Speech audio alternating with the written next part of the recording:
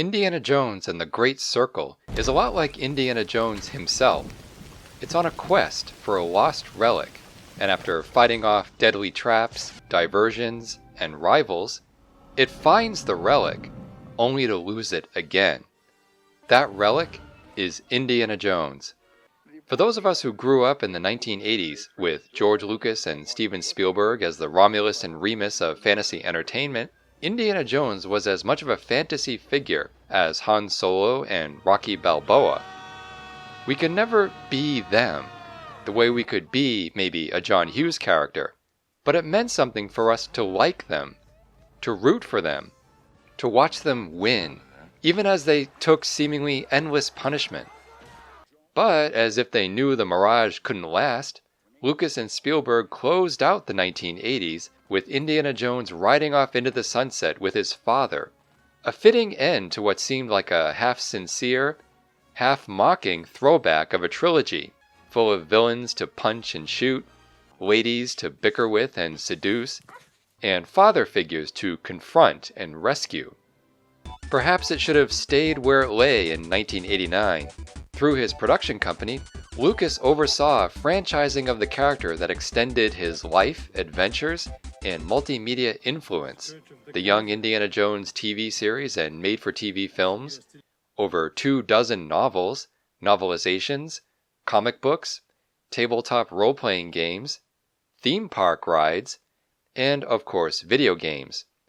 All of this had pretty much concluded in 2009, after the release of The Kingdom of the Crystal Skull and the novel Indiana Jones and the Army of the Dead. The Dial of Destiny, released in 2023, failed to relaunch a multimedia blitz of Indiana Jones, and the film may be the last we see of the character on movie screens for a very long time. So, with the release of the video game Indiana Jones and the Great Circle in 2024, what can it be except what it is? A love letter to the franchise that doesn't try to conclude or restart anything. Perhaps nothing else can be done with the character at this point, nothing left to discover or even investigate. Instead, we have the novelty of the first-person perspective, allowing us for the first time to get behind the eyes of Indiana Jones. For many players, that, along with a beautifully rendered virtual environment taking Indiana Jones to Egypt, Thailand, and Iraq, is more than enough for an enjoyable 15 to 20 hours of role-playing as Indiana Jones. But who is he in this game? How is he similar or different from other works in the franchise? What does the game give us above and beyond those 15 to 20 hours of narrative-driven adventure that creates serious problems for the game's story and pacing? In this video, I'll be covering all of this: the character of Indiana Jones, the main plot line of the game, the experience of playing it, at least as it was for me, its connection or disconnection from other works in the franchise, and finally some thoughts about what this game means for the future of the character, if he has a future.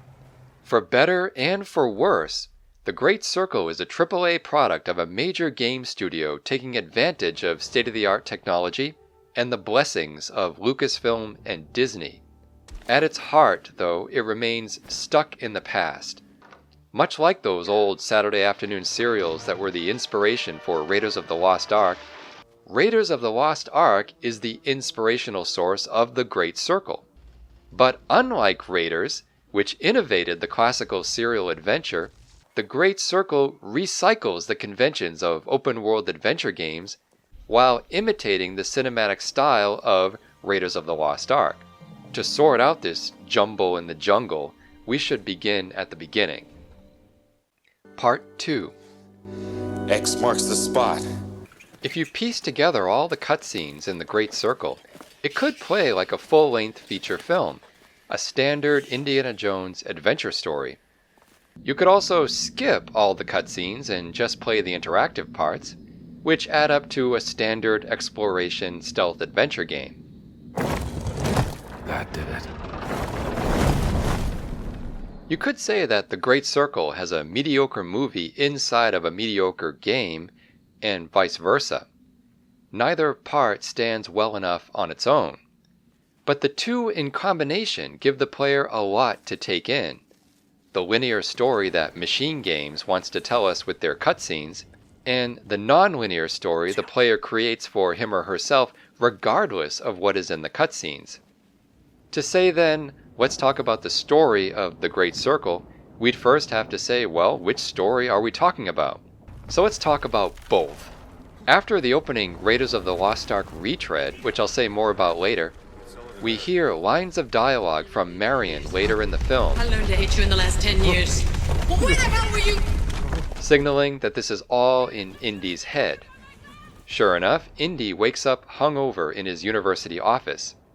This sets the game in a specific time after Raiders of the Lost Ark, and after Marion has broken up with him. The tone of nostalgic appreciation for a classic adventure gives way to a tone of regret over lost love. A note found later tells us that Indiana planned to meet Marion at the Hotel Redmond on October 2nd, 1937, a little over 2 weeks ago. That was a failed attempt to reconcile. Marion had left him a parting gift in his suitcase, a journal Indy carries around for the rest of the game. How long has that been in there? I haven't opened this suitcase for a year. Not since Cairo. Meaning, not since Raiders of the Lost Ark. Adventure comes to Indy as it usually does. A mysterious giant breaks into the college to steal an artifact of a cat mummy Indy had recovered from an expedition in Siwa about 6 weeks earlier. An expedition, not an adventure. If it was an adventure, he would have taken his adventure suitcase, right? Which he says he hasn't opened in a year. So when he was in Siwa 6 weeks ago, he must have taken a different suitcase, which we never see, or maybe no suitcase at all. Here we are less than 30 minutes into this AAA action-adventure game, and I'm already distracted by minor plot holes. But never mind the suitcase. The cat mummy represents a choice Indy made to put adventure before Marion. So having it taken away from him by the mysterious giant motivates Indy to pursue it, or he will have lost not only Marion, but the thing he gave up Marion for. Marcus Brody sees right through this, telling him, You can't just run away from your problems, Indiana. Indy should pursue Marion, not this artifact. But if he pursued Marion, there would be no adventure. The giant accidentally left behind a pendant with a Catholic symbol, the sigil of the Vatican secret archive. So off Indy goes to Vatican City. From a gameplay perspective, the first half hour of the Great Circle focuses on exploration and basic interactions. Exploration means going into new spaces and looking around for highlighted objects you can interact with. We get a bullwhip about 10 minutes in, and we have gauges to keep an eye on: health, stamina, and their boosters, which come by way of food items picked up along the way that, I must say, look delicious. I like how Indy can inhale an entire unpeeled persimmon or any other food item in one crunchy bite. The journal, Marion's parting gift to Indy, tracks locations, destinations, and collectibles. Expect to spend about 20 to 30% of your game time looking at some part of this journal. It not only tells you what you have, it tells you what you don't have.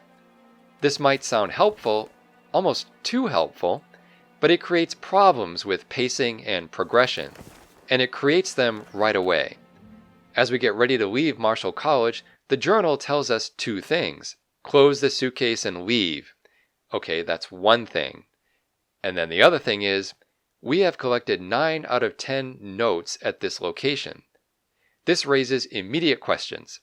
First of all, how important is this 10th note? Will it give me something I might need later? Does the game reward you with something special for collecting all of the notes in a given location?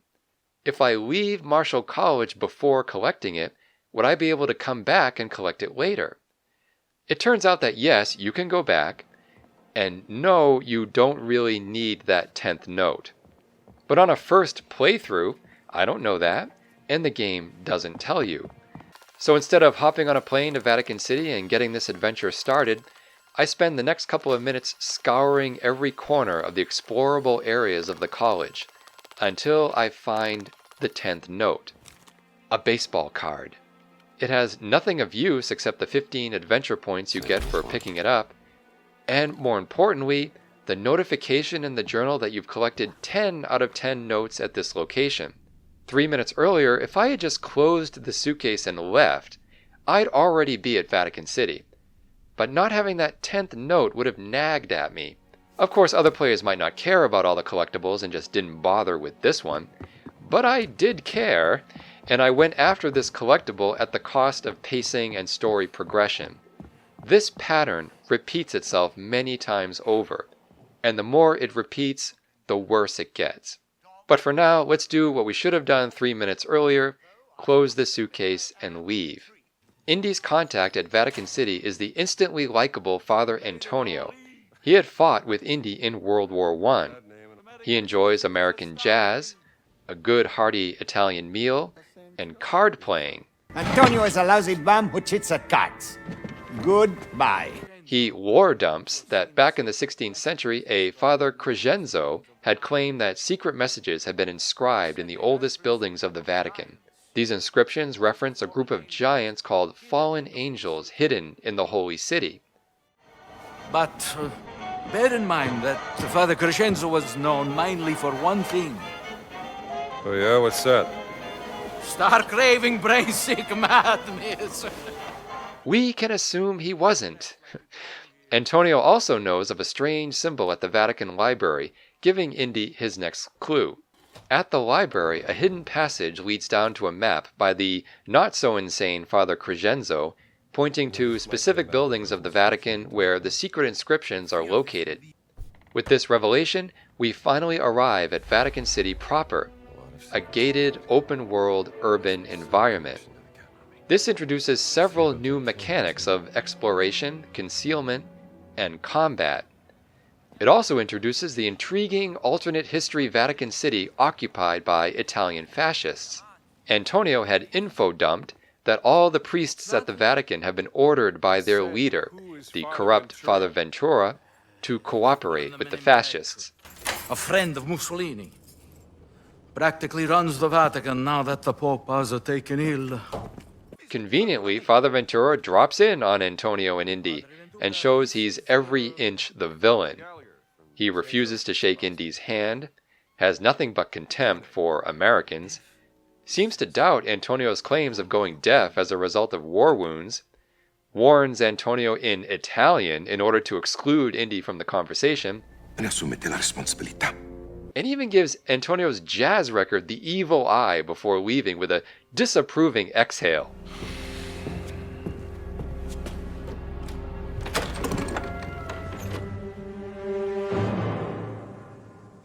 He's an asshole. The Pope hasn't authorized any of Father Ventura's schemes, but the Pope is recovering from an illness and can't really get involved. Now what do the black shirts want with the Vatican? Good question, Indy. We learn that Father Ventura has requested that the Vatican turn over its inventory of medicine to a fascist officer.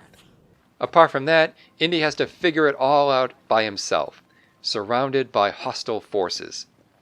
Il Duce has asserted his virtual godliness in the heart of the Holy See. Whole areas of the city are off limits by order of Father Ventura. We learn how to sneak around to avoid raising suspicions. These mechanics don't break any mold. Enemies can be distracted by thrown objects and have an awareness meter that runs down when Indy makes himself invisible.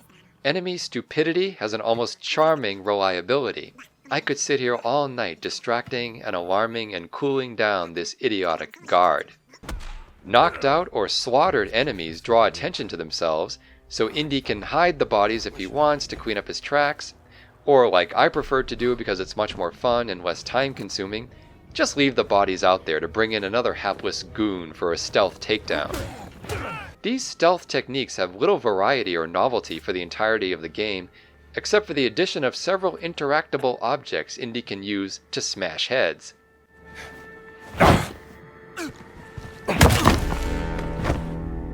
Sweet dreams. Exploration and combat both rely on whip-cracking skills. As Indy says, never leave home without the whip. This whip gets you places. One thing I learned when getting lost in these labyrinthine spaces, when in doubt, look up. A whip prompt likely appears as a solution. You can whip swing across a dangerous gap, or whip climb up a vertical surface and then do some hand-over-hand traversal if necessary. These platform sections might as well be called Tomb Raiders of the Lost Ark. But unlike Lara Croft, Indy moves like...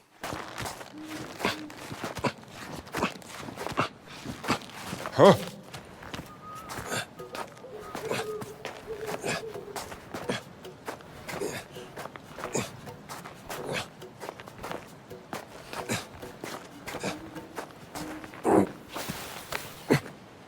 Well, Indy, I hate to tell you this, but... You move like a pregnant yak. As slow and awkward as Indy gets in these sections, combat makes up for it. Sneaking might be fun, but brawling rules. Punching out fascists and their lackeys never gets old, even as it pushes the bounds of realism into surrealism. My first outright brawl took place in the beginning area of Vatican City where not one, not two, not three, but 10 guards crowded into a single tent to meet Indy's fists. This, by the way, is on moderate difficulty, and I'm a middle-aged man with carpal tunnel syndrome. A more skilled player than myself could probably knock out half the Italian and German armies one by one in the confines of this tent. In the aftermath, Indy stands over the 10 unconscious bodies and collects items from the nearby desk as if nothing had happened. This willed ignorance extends to the guard post just outside the tent, where the sudden disappearance of 10 cronies into a space exited by a suspicious-looking archaeologist disguised as a cleric was of zero interest. This disguise, by the way, comes direct from Father Antonio, one of several that have effects on NPCs, whether they will be hostile on sight or after a closer look, before which Indy can maneuver through forbidden areas with some measure of freedom. You have to be careful, though, of snatching anything, even if you're in disguise. The steal mechanic makes nearby guards go aggro on you regardless of your appearance. But what counts as stealing is a little inconsistent. It only happens with items marked as things to steal.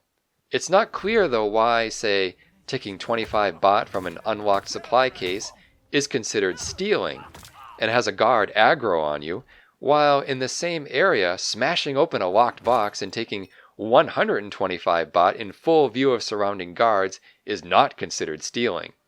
Otherwise, the NPCs in these semi-open areas have hilarious degrees of nonchalance. The workers in Vatican City unaffiliated with the black shirts take the fisticuffs prowess of our disguised hero as just another day on the job for a Catholic priest. Che Dio vi accompagni. Bless you, ma'am. Not a word, not even a glance at the poor fellows lying on their backs after a pounding thwack of Indiana knuckles. Enemy NPCs talk amongst themselves within Indy's earshot without knowing he's there. Some of it is amusing. Sì, ma se ti ho visto girare con la rivoltella d'ordinanza di tuo padre. È un cimelio di famiglia. E poi vado molto fiero di quell'arma, sai? Even if it never reaches the hilarity of No One Lives Forever. Excuse me. I have a very fine monkey for you. Only $20 American. Sorry, I don't want a monkey. What do you mean? I don't want a monkey. Why not? Because I don't like monkeys. Now get that filthy beast away from me. Are you insulting my monkey? I'm sure it's a perfectly excellent monkey, but I don't want it. Now please leave. I'm very busy. $10. No. I wouldn't want the dreadful thing even if it were free. Free? You want my children to starve? If they're hungry, I suggest you feed them the monkey. This is a valuable monkey. My wife would kill me if she knew I was offering it to you so cheap. You don't seem to understand. I don't want a monkey. Infidel.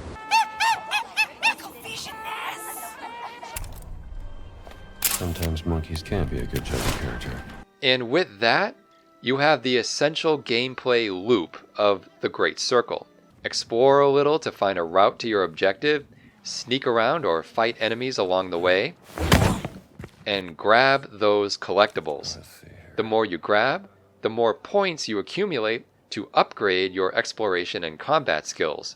Ignore all this at your peril. But as satisfying as it is to earn enough money and points to buy expensive upgrades to Indy's health, stamina, movement speed, and punching power, it slows down story progression, focusing you on building the mechanical traits of a character instead of solving a mystery or advancing a plot line. As the game goes on, exploration becomes both more and less exciting. By earning local currency, you can buy local maps showing the locations of area collectibles. This knowledge creates instant problems.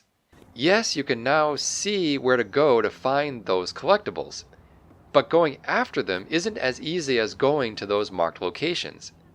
As Indy himself says to his class, We do not follow maps to buried treasure, and X never, ever marks the spot. you get to the spot and the search isn't over. These things are well hidden, sometimes fiendishly so. You spend so much time scouring every square inch of the virtual space that you wish you didn't pick up any of those maps. I'm good for now. The maps only help so much. You can be standing right on top of the map marker that shows the presence of a relic, or other collectible, or mission goal, but not have any earthly idea how to get to it. As in this example, this relic is right below our position, directly below. But how to get there? Some entrance somewhere in the vicinity will take us underground to this marked spot. But you have to find that entrance, which is not marked. So you crawl and jump over every square digital inch to find that entrance, pulling out your map every increasingly frustrating 10 seconds. Also, perhaps because there are so many collectibles, the icons get cluttered to the point where they overlap. An icon can be on top of another icon, hiding it from view. Yes, X marks the spot, but it doesn't mark the way to the spot, or even if there is a way to that spot at that moment in time. We should get back to the story, but one last thing about the map, and it's a good thing. When first starting out in Vatican City, and unlike Marshall College, you've got an elaborate maze of an area with several ways to go and several things to find. How wonderful it is to be able to walk or run at the same time you're looking at the map. Whoever at Machine Games made this decision deserves a promotion and double salary. I know it's natural to be doing this sort of thing in the age of the handheld GPS, but imagine having this ability in, say, the early Resident Evil games. As an alternative to the mini-map, which I don't think would work in a game like this, holding up your map while navigating a tricky pathway saves so much time I could kiss it. Okay, enough about the map and other mechanics. Let's get back to the story. Where the hell were we anyway? Oh yes, Indy goes around Vatican City finding and translating inscriptions found on statues. They refer to a Door of the Fallen Angel, meaning the Giants, underneath a monument to Pope Nicholas V. To get through the door, though, you need the blood of the 5 sacred wounds, referring to the death of Jesus Christ. Antonio provides some blood as blessed wine. A minor quest pops up. Sister Catherine in the chapel has been curious about the so-called insane Father Crescenzo, and pesters Indy for a book that Antonio promised to deliver. Unfortunately, Father Ventura has already confiscated half of Antonio's collection of old books, including that diary. Antonio figures that the confiscated material lies in the Apostolic Palace, accessible by sewer. There is an entrance that leads there from the sewers. Yes, the sewer level. Indy finds the diary there, in a box. He reads about a secret chamber the Giants constructed underneath the Vatican to keep the most holy of objects from the eyes of the world. Crescenzo also says he feels watched. While down there, Indy encounters a Professor Savage, also there on an expedition with his young assistant, Sidney.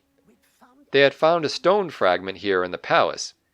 A piece of a Roman tomb, Savage thinks, and some writing on it referred to the Latin phrase for fallen angels. But the fascists have found them and taken the fragment away, and now Sidney is in trouble somewhere and needs help. At this point, the story is getting a little confusing. The quest lines are pointing Indy in at least 3 different directions. We have the original quest of looking for the cat mummy in the secret chambers underneath the Tower of Nicholas V. We now have this stone fragment located under the palace. And we have these quicker side issues of Sydney in trouble, and Sister Catherine wanting and waiting for this diary by Father Crescenzo, promised by Antonio, and which I now have in my bottomless satchel. In situations like this, typical of open-world adventure games, I don't ask what's the most important thing, or what's better for the story. I ask instead, what's the closest thing?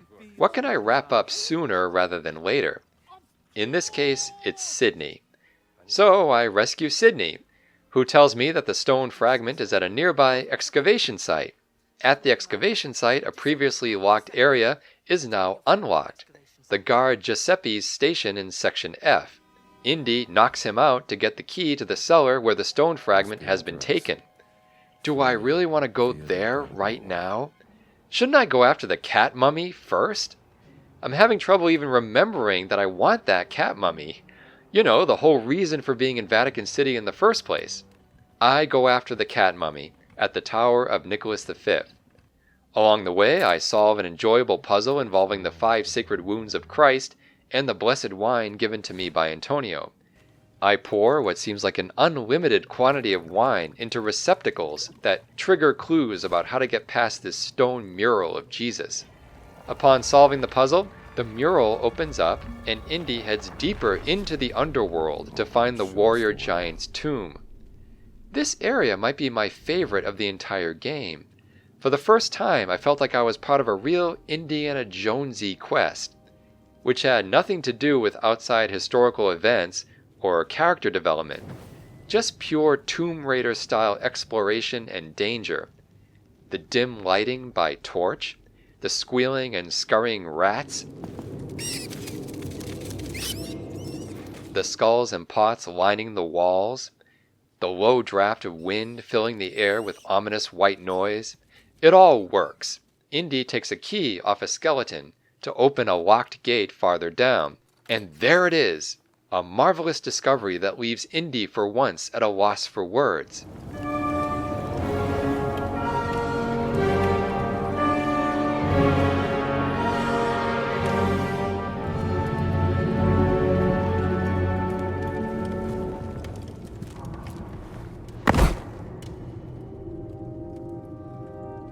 This is magnificent. What is this place? Okay, he had a few words. It's the tomb of Augur the Giant, who died in the service of God at Ascalon, a renowned casualty of the Crusades. The game doesn't let you just open the coffin, though.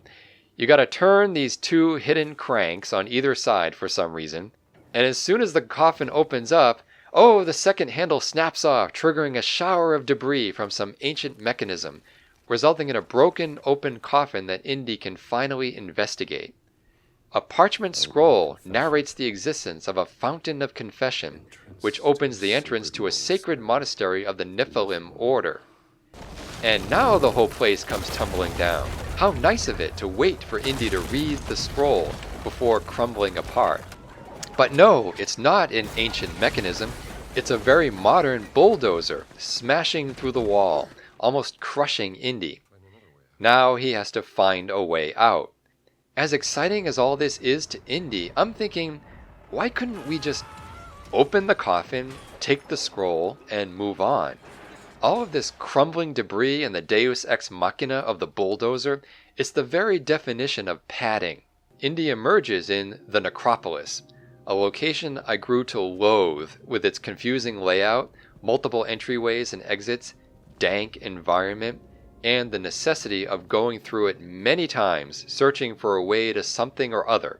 There's just no easy way around it. If you step off the edge of something, you land in water over your head and have to swim to one of the few spots that you can grab onto to pull yourself up. And if you thought Indy's climbing was slow, just wait till you start swimming.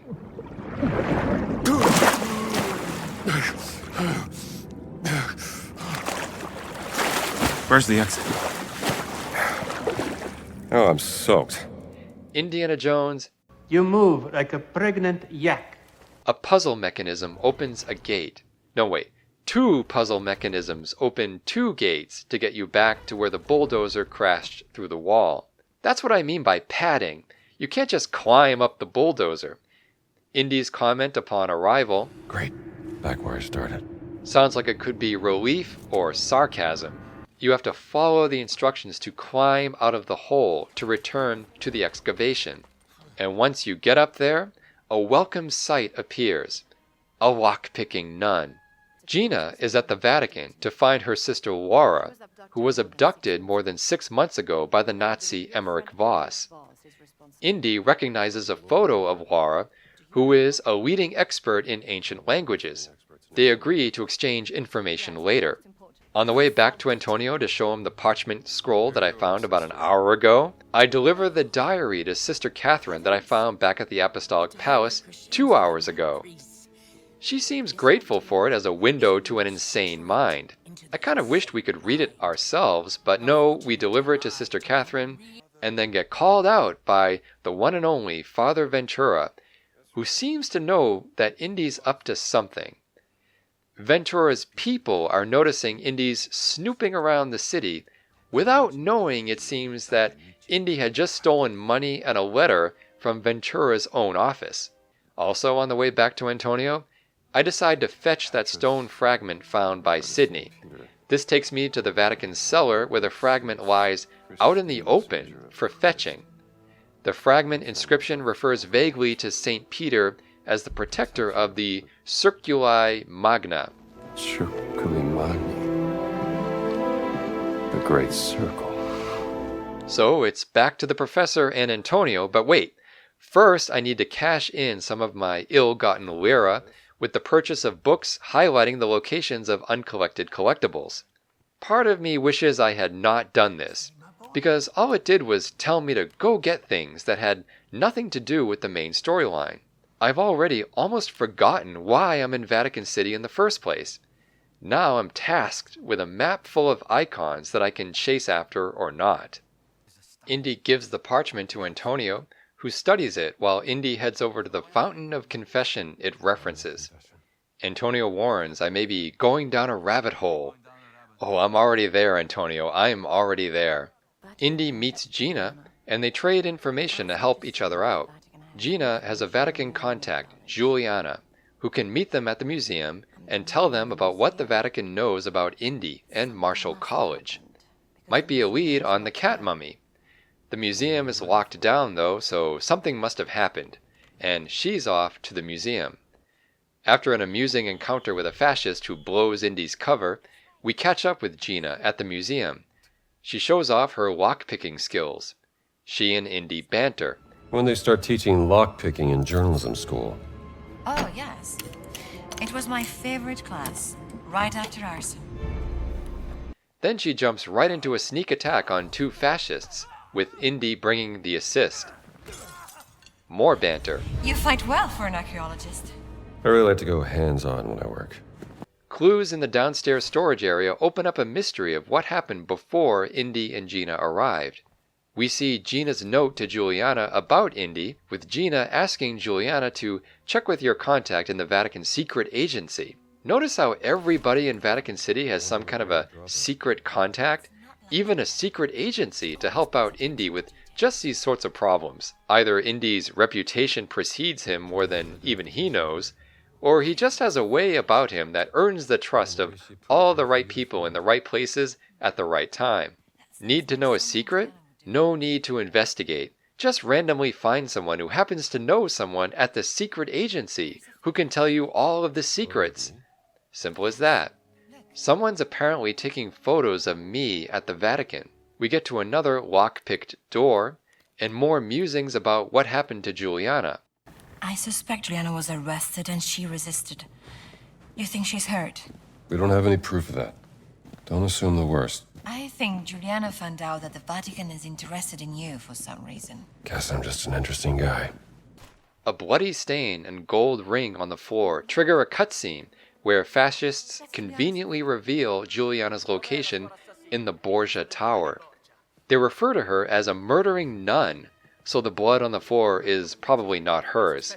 Thanks for the info, guys, but you're going down. Gina runs off, we chase after her, but no, a locked safe halts our progress. I mean, it doesn't have to, but it does. How to get this safe open?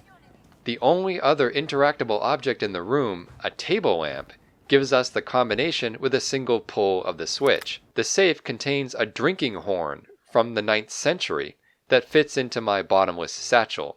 You see my priorities here. Collectible first, storyline second. Indy catches up again with Gina at the Borgia Tower, where Juliana is being held and interrogated. We fight off some guards. Yeah, 2 people in holy attire kicking holy ass, and then arbitrarily lockpick through one last door before finding Juliana in a melodrama from the 19th century, tied up in a chair by some burly thug. The ensuing fight scene, though, is pure 21st century jank, as I use the 2 women in the center of the room as a buffer to bandage myself between punches.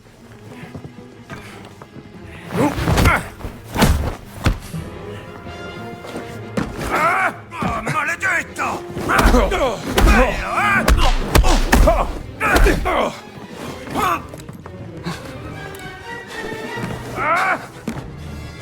Sei finito!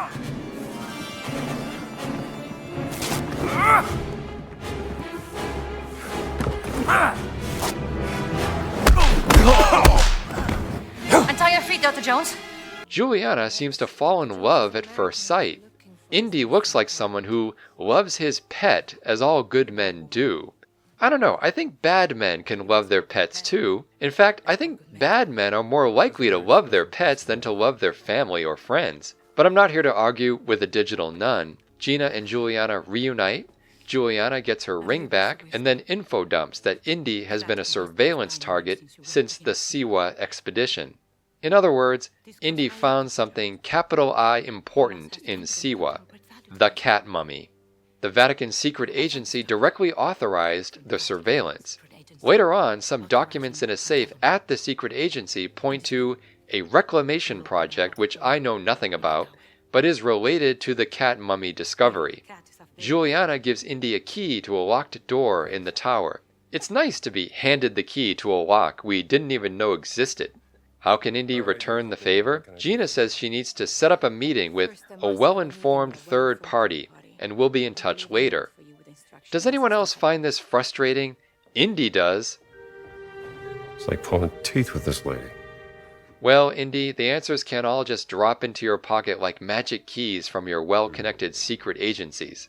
Finally, about 7 hours into my time at Vatican City, I find the black shirt disguise so I can enter some locked areas, including the boxing ring. Yeah, I boxed, got some points and books, no big deal. Gina leaves Indy a note that she can't be seen because the black shirts know her by sight. Gina's contact has put the secret agency information in a safe, and she wants me to get it. After pummeling 9 fascists without breaking a sweat, Indy opens the safe using Gina's combination and finds a note from Gina's contact that earlier in the year, Laura flew by airship from Hamburg to Peru. Interesting. On to the Fountain of Confession. The key Juliana gave me opens this fountain gate so I can solve a goofy statue puzzle to get the fountain to open up. While I'm doing that, Hey, Strambo! Gina appears, for once finding me instead of me chasing her. She is just in time to help Indy get the fountain open and join him in the dungeon crawl.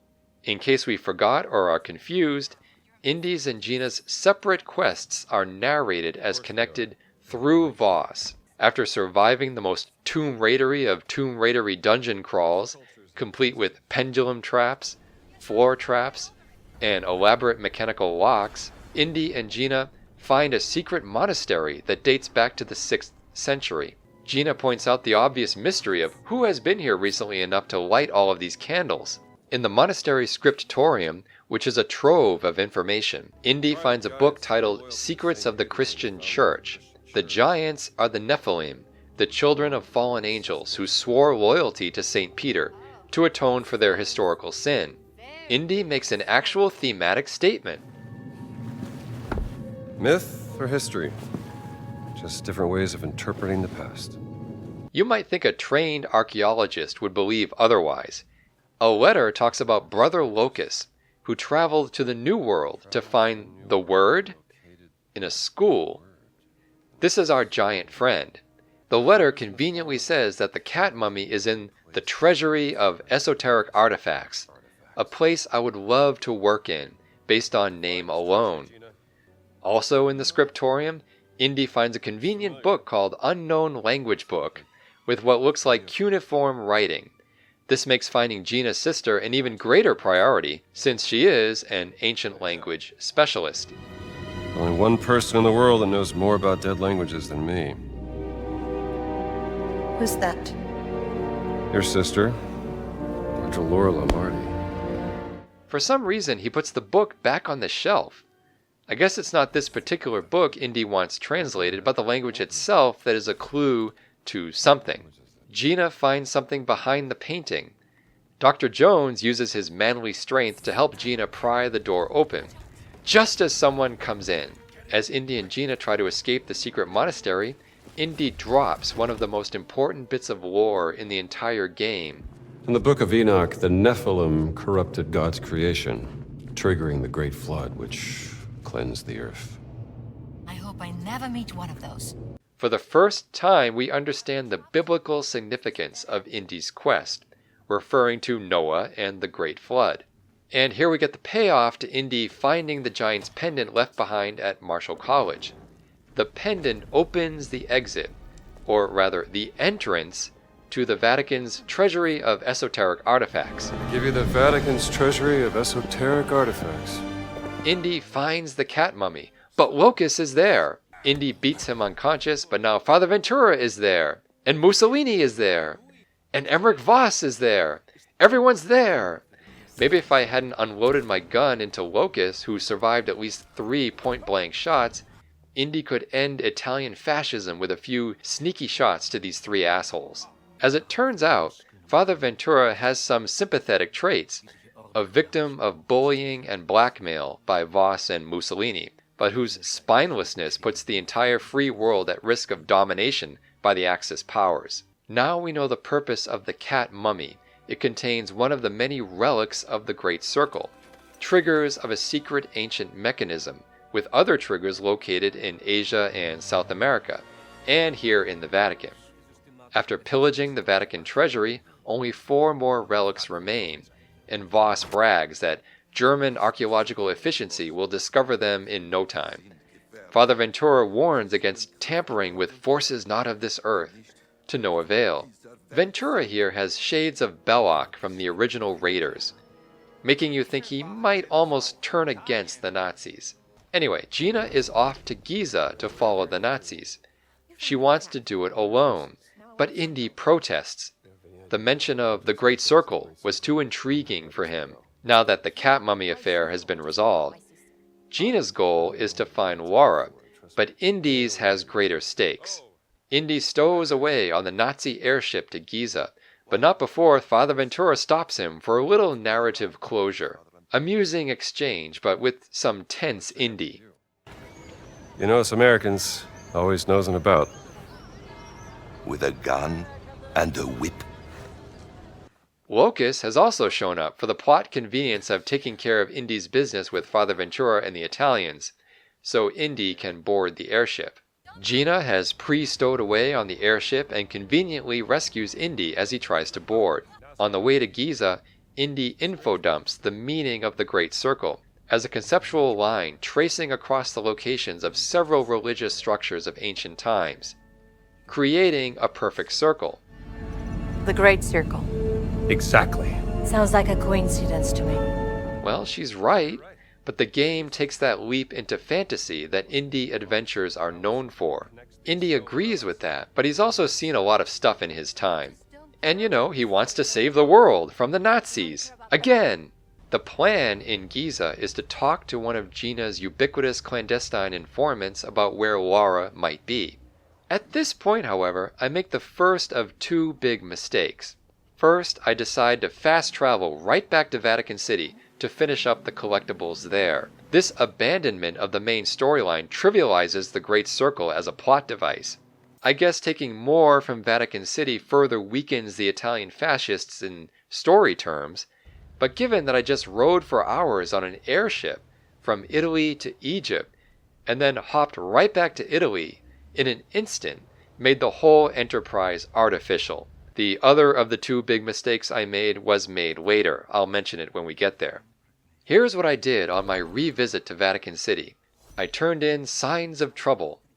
I needed 6 ancient relics and 4 lost artifacts. I got the golden Siphos artifact for 20 points. I got the Venus figurine for another 20 points. I got a relic for 40 points. Remember, going after each one of these things requires you in many cases to backtrack out of the area you entered due to having no fast travel option available in the place you found the thing. As frustrating as it was to hunt down these little knickknacks, that was nothing compared to the frustration of retracing Indy's steps out of certain locations like this Tomb Raider dungeon. I took a picture of a statue for another 20 points. I found a prayer document for 15 points. This relic kind of baffled me. It's right here, but I can't get to it, and I got frustrated enough with this to teleport back to Giza, having had enough of this pointless Easter egg hunt. Alright, a new area. Giza has a nice contrast to the more cramped and maze-like area of Vatican City. Wide open spaces. Gina comments that the pyramids are bigger than she imagined. Indy says, "Wait until you see them up close." I'm not sure what he means by that. I've actually been to the pyramids. I've stood right next to them. And I gotta say, the closer you get, they don't exactly tower over you the way a skyscraper does. We meet Gina's contact, Naval. She knows Indy by reputation, Marcus Brody. She drops everything she's doing to help Gina spy for her sister. An amusing bit of business here, a cutscene has some cross-cutting between Indy feeding a snake while Naval info dumps about Laura. This is a bit like the campfire scene in Temple of Doom, where an elephant interrupts an info dump with annoying trunk action, and then it pays off with a snake being mistaken for the trunk, freaking Indy out. One of the many attempts to emulate Steven Spielberg's directing style in the game that doesn't quite work. More on that later. While Indy comically feeds a snake, we learn the goals of primary villain Emmerich Voss. He's after the Idol of Ra. He's in Egypt because maybe the Khufu pyramid has it. Indy connects this to the cat mummy, where little ancient statues aren't found for themselves, but rather for the little stone keys hidden inside of them. Naval can get work passes for Indy and Gina to enter Voss's office. But instead of urging us along, Gina parks herself at the radio to open another set of collectibles, radio signals. Then Naval parks herself at her table and tells Indy he can go fetch her some stele for the museum. A player could be forgiven at this stage for not knowing exactly where to go next. My choice? Go back to Vatican City and finish off those collectibles. I pick up a relic for 40 points. I find the relic that baffled me earlier. I'm pretty sure I looked this one up on the internet. This necessitated another trip to that Tomb Raider dungeon that gets less enjoyable each time you go back to it. Hey, I need those 40 points, and to get this damn icon to disappear from Indy's journal. I find a bronze mirror for 20 points. Some frustrating platforming here to get Indy up this broken stairwell to find a parade helmet for 20 points. Just re-watching this is frustrating. But with this helmet, lost artifacts are completed, with no extra bonus, of course.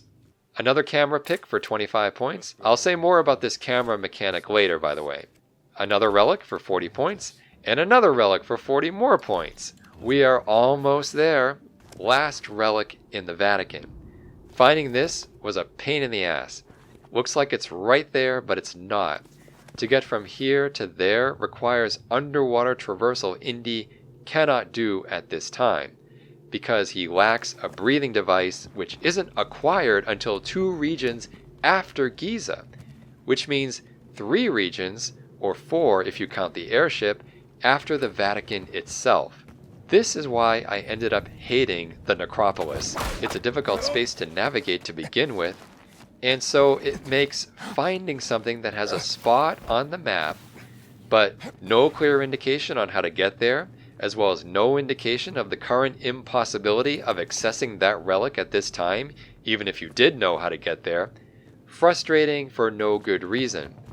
Why not be a little generous to players and cover certain icons with a no-go mark if you can't access those areas at that time? Or maybe instead of telling the player an area requires a breathing device when you get to the access point, how about putting those beautiful words in the journal itself at that spot? I swear, at this point, I got angry with myself. You can't fast travel from here, so I deliberately drowned poor Indiana in order to respawn at a place I can navigate more easily. And here, as I would do so many times after, I checked YouTube for a navigation solution. It turns out you can actually get that final Vatican relic without a breathing device, but you will need that breathing device to return to this area and get something else. Before heading back to Giza, I scroll through the journal to see all my completed stuff. Just a few more notes? But no, I'd had enough of tedious exploration in dank areas.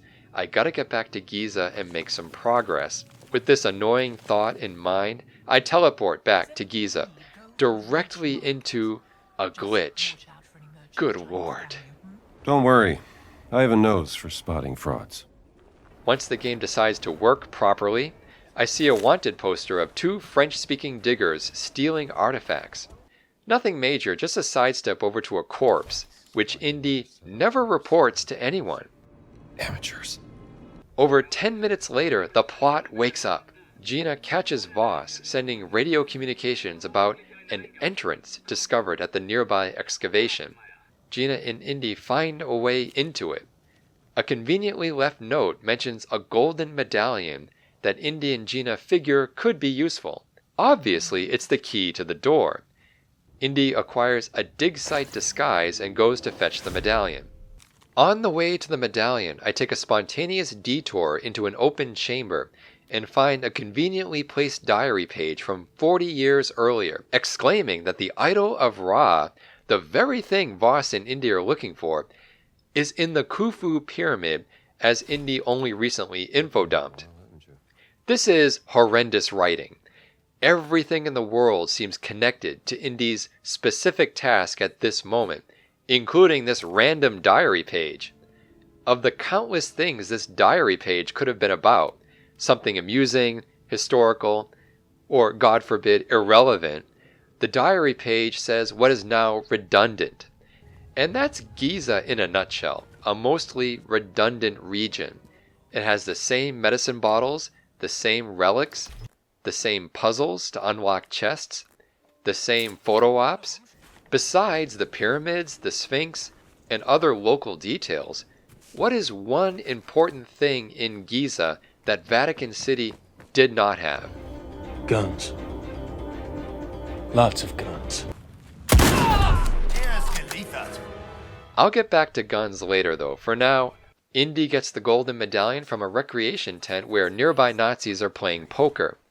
Indy's disguise doesn't hold up, resulting in a massive brawl where I take down 15 Nazis plus a dog thanks to the liberal use of whip cracks. In a nice touch, the game doesn't allow Indy to kill or even harm dogs.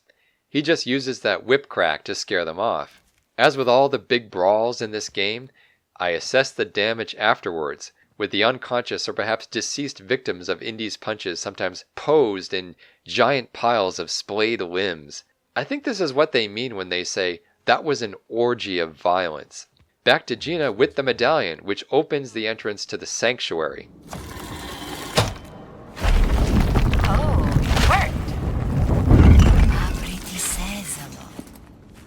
We need a light source, however, requiring me to take Indy all the way back to the village to purchase a Viennese lighter for a low price. Returning to Gina, she mentions that the lady with the monkey seems like a con artist. I pretend I bought it from someone else. Immediately, Indy almost falls into a triggered trap, but Gina saves his ass. I got you. Good reflexes. In the sanctuary, we see a gold mask that we retrieve after doing a light mirror puzzle. Again, very reminiscent of Tomb Raider. Gina and Indy horse around with it until Gina accidentally triggers a mechanism that traps them one floor below. In between shooing away scorpions with open flames, Indy solves some more mirror puzzles that even Gina's getting bored with. Don't worry. It's just one more mirror puzzle. During their escape, Indy and Gina find a protector stele that had belonged to the Guardian Chief. And we're out. All we have, though, is this golden mask that Indy wants to turn over to Naval's museum. This leaves Indy with nothing but a hunch that if the Guardians were so revered by Khufu and the architects of the pyramids, it must mean something. Nothing else to do but continue to look for stele for Naval's museum, with the assumption that the main plot will figure itself out. So what do? Now Indy has a lighter that can burn off barriers to exploration spots, so we have access to more collectibles. Back in the tent, turning in radio frequencies to Gina opens up other side quests. Meanwhile, Indy's journal has turned into an Ubisoft executive's wet dream. The map points to so many goddamn collectibles. What other choice do we have? This is why my memory of the whole Giza area is limited to the very beginning, meeting Naval in the tent, the final exploration of the pyramids, and in between a lot of hunting for collectibles. Oh, and shooting Nazis. What began as an intriguing, if a bit pedestrian, Indiana Jones adventure has become a collectathon of cash, adventure books, comic books, medicine bottles, radio frequencies, documents, letters, articles, anything with a highlight that's not a weapon. We do bump into Professor Omar, who recognized Indy earlier from Naval's tent, but they had met once before at the Cairo Museum. Omar happens to have something Indy can bring to Naval. It's an ostracon, which the game's subtitle misspells as Ostracan, with some mysterious writing on it about a servant on her deathbed who revealed some kind of secret that a queen mother brought to her grave. Omar. But the secret was never found. The Germans have been searching, but the dig is on hold after a recent setback. No one gets down to the tomb. Whatever is down there, it must be kept out of the hands of the Germans. You know, if you're going to just drop every quest, every lead, right into Indy's lap, you could try to be a little more subtle. This is the game's essential problem. The collectathon takes skill and creativity and reflexes and observation to solve. The main plot requires none of that. It constructs itself without player agency. It's like everything and everyone is waiting for Indy to show up so he can, quote, find them to achieve his goals, which are actually their goals. You might as well change the dialogue of this scene to go something like this. Hey Indy, long time no see. What are you doing in Cairo? Oh, I'm trying to stop the Germans from finding Egyptian artifacts and winning the war. Oh wow, that's fantastic. I just so happen to have this thing in my hand that points you in the right direction. Oh, thank you. No, thank you. Go save the world, Indy. I will. A bit of reflection before we continue. Stuff like this would be fine in other games, but Indiana Jones and the Great Circle isn't just another stealth action collectathon. It's trying to tell an adventure story about a character named Indiana Jones who we care about. And Machine Games invested years and tens of millions of dollars and love for the character into these photorealistic designs, and the plotting of the story feels like the work of amateurs, pulling the viewer from one event to another with the most ridiculous contrivances and coincidences. If this were an Indiana Jones movie, the audience would be insulted, and rightfully so. When we see contrivances and coincidences and chance encounters in Indiana Jones movies, their purpose is more to delay or to complicate the adventure than to help it along. For example, take the storyline of The Temple of Doom. Indy, Willie, and Short Round drop from the sky into a cursed village in India. The three of them were trying to get somewhere else, but ended up randomly here. The village elder redirects them to Pankot Palace to find the Shankara stone taken from the village. At first, Indy is reluctant and can't even believe the elder's story, but in a neat contrivance, An escapee from a child labor camp at Pankot Palace appears that very night in the village. As a result, Indy changes his plan and decides to go after the stones for the fortune and glory they promise. Along the way, he learns that the adventure wasn't about fortune and glory, but about saving this little village, liberating the kids from their prison camp, cementing his friendship with Short Round, and finding a partner in Wilhelmina Scott. Indy's acceptance of the randomness thrown into his plans is a part of the adventurer's journey. It challenges him to go off his intended path and to strike a new path into the unknown and the unexpected. When contrivances help Indy, it's not just a plot convenience. It's usually for laughs.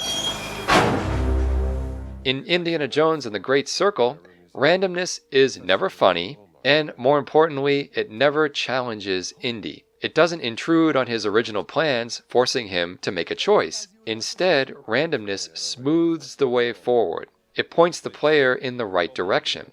Chance encounters give Indy what he needs when he needs it. Now, this might be a good way to help redirect players like me who've gone off collecting various things for 3 hours and forgotten the whole storyline. But as the plot of an adventure story, in and of itself, it lacks drama, momentum, development, all those good things that make for a good adventure story. Okay, back to Giza. A discarded dig report explains that the excavation for Voss has almost reached the inner secret of Queen Kankawas, but they haven't found the hidden chamber yet. Water drilling is causing some delay. Hail Voss! Hidden chamber, huh? I'll show these Nazis how it's done. And so Indy shows how it's done by solving a puzzle at the exact spot where the report is found, using obvious items scattered around the immediate area. What's the puzzle? 3 stone glyphs lie around in open view.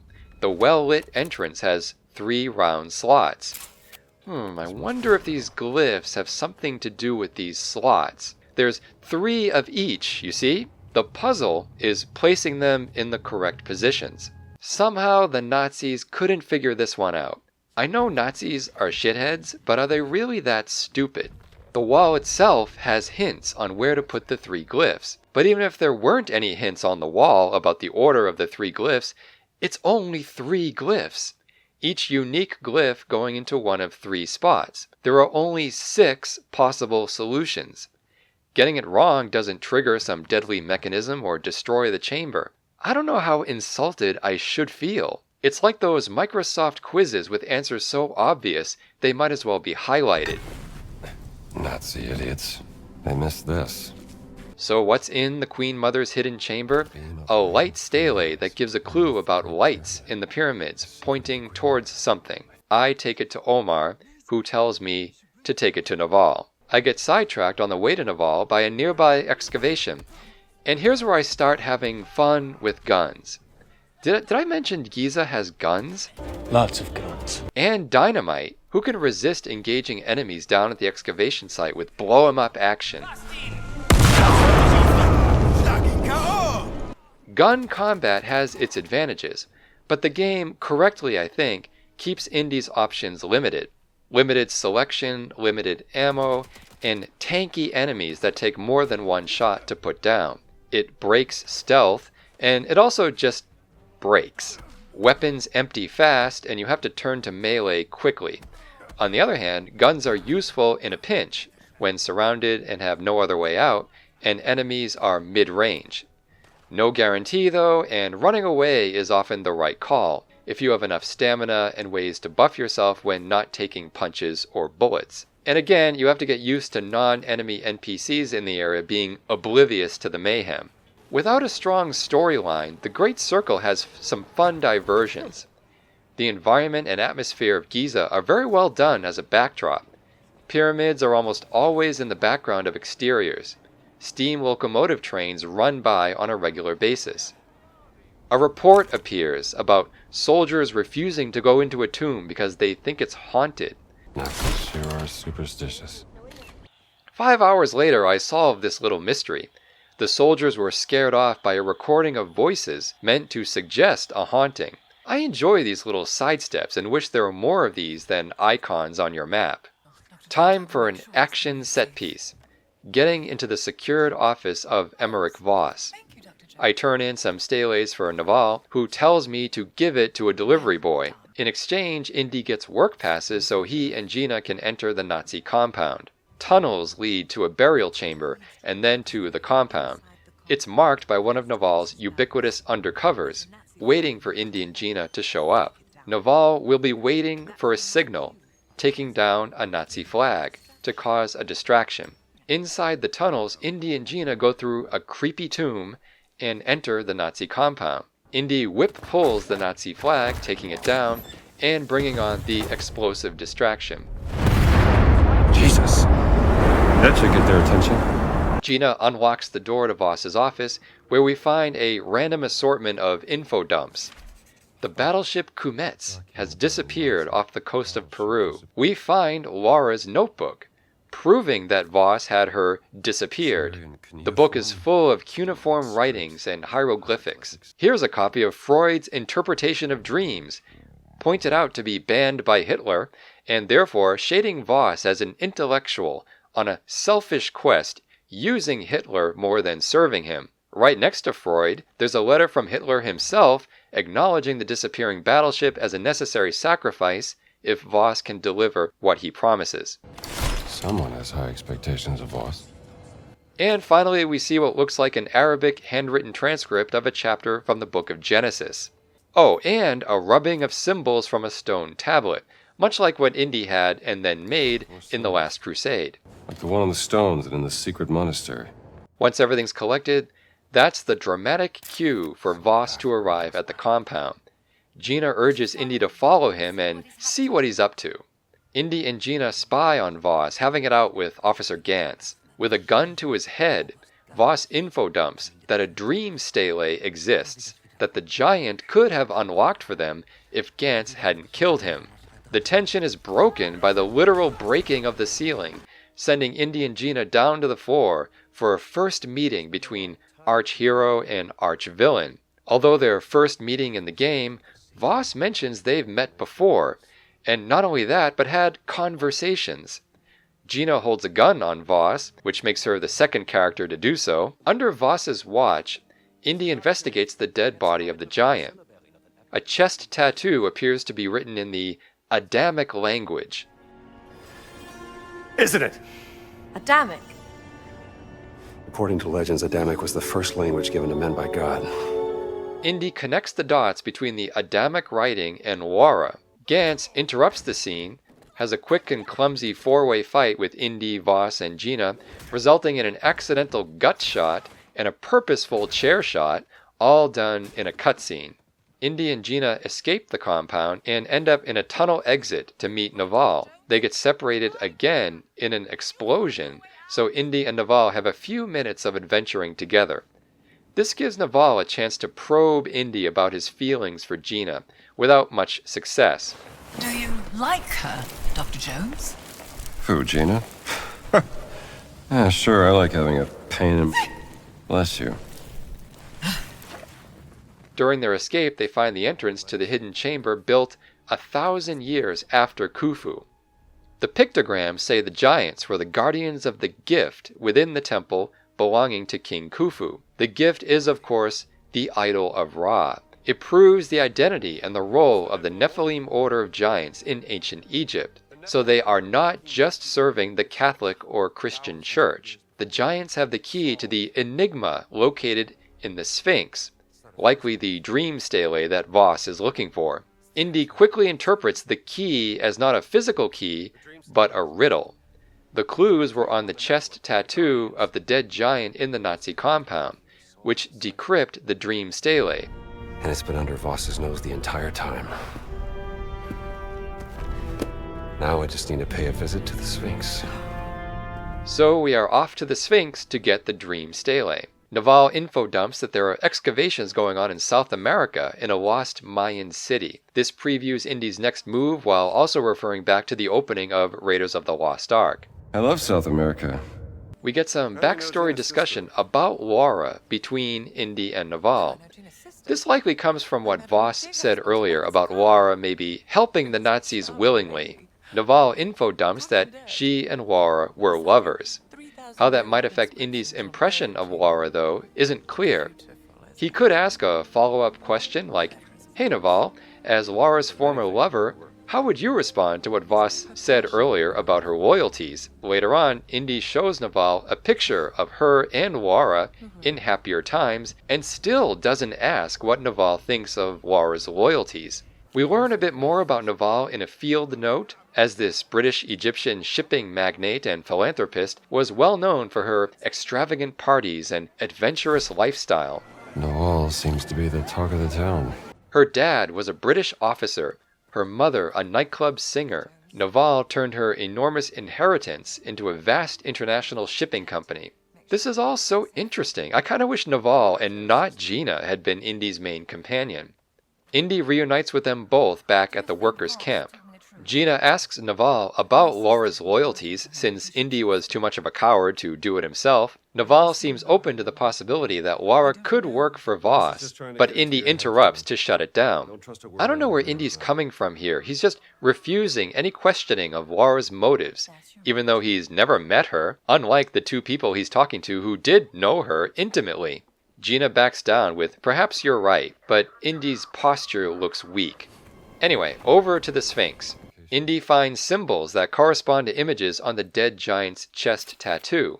The arrangement of the symbols indicates that this is more of a map than a message. It sends him to a spot just east of the Khafre Pyramid. And look who's here! Professor Savage from Vatican City. How the hell he got here before I did, I have no idea. But then again, I've been teleporting back and forth from Vatican City and have lost all sense of passing time. The professor infodumps that he was introduced to Voss by Father Ventura. He and his hapless assistant Sydney complained about the Nazis' methods. Savage was kicked out, but Sydney is still with the Nazis. So Indy has to rescue Sydney again. What did I say about Giza feeling redundant? I pick up some more maps of the area that uncover even more collectibles, and at this point I'm feeling a bit disoriented. Did I really just meet the same guy with the same quest from Vatican City, and then picked up the same books from the same sort of vendor to extend my playtime in Giza even more? Maybe the sun is getting to me. Arriving at the Khafre Pyramid, Indy finds a Nephilim symbol at a breakaway entrance, and it's Tomb Raider time. This isn't a tomb.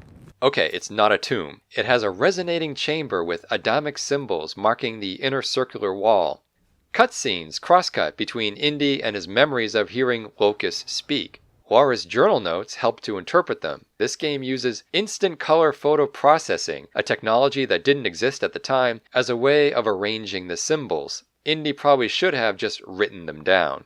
Anyway, he speaks the Adamic symbols in the correct order and ends up down a deep shaft to an underground cave system. He calls for Gina, who would have no idea where he was.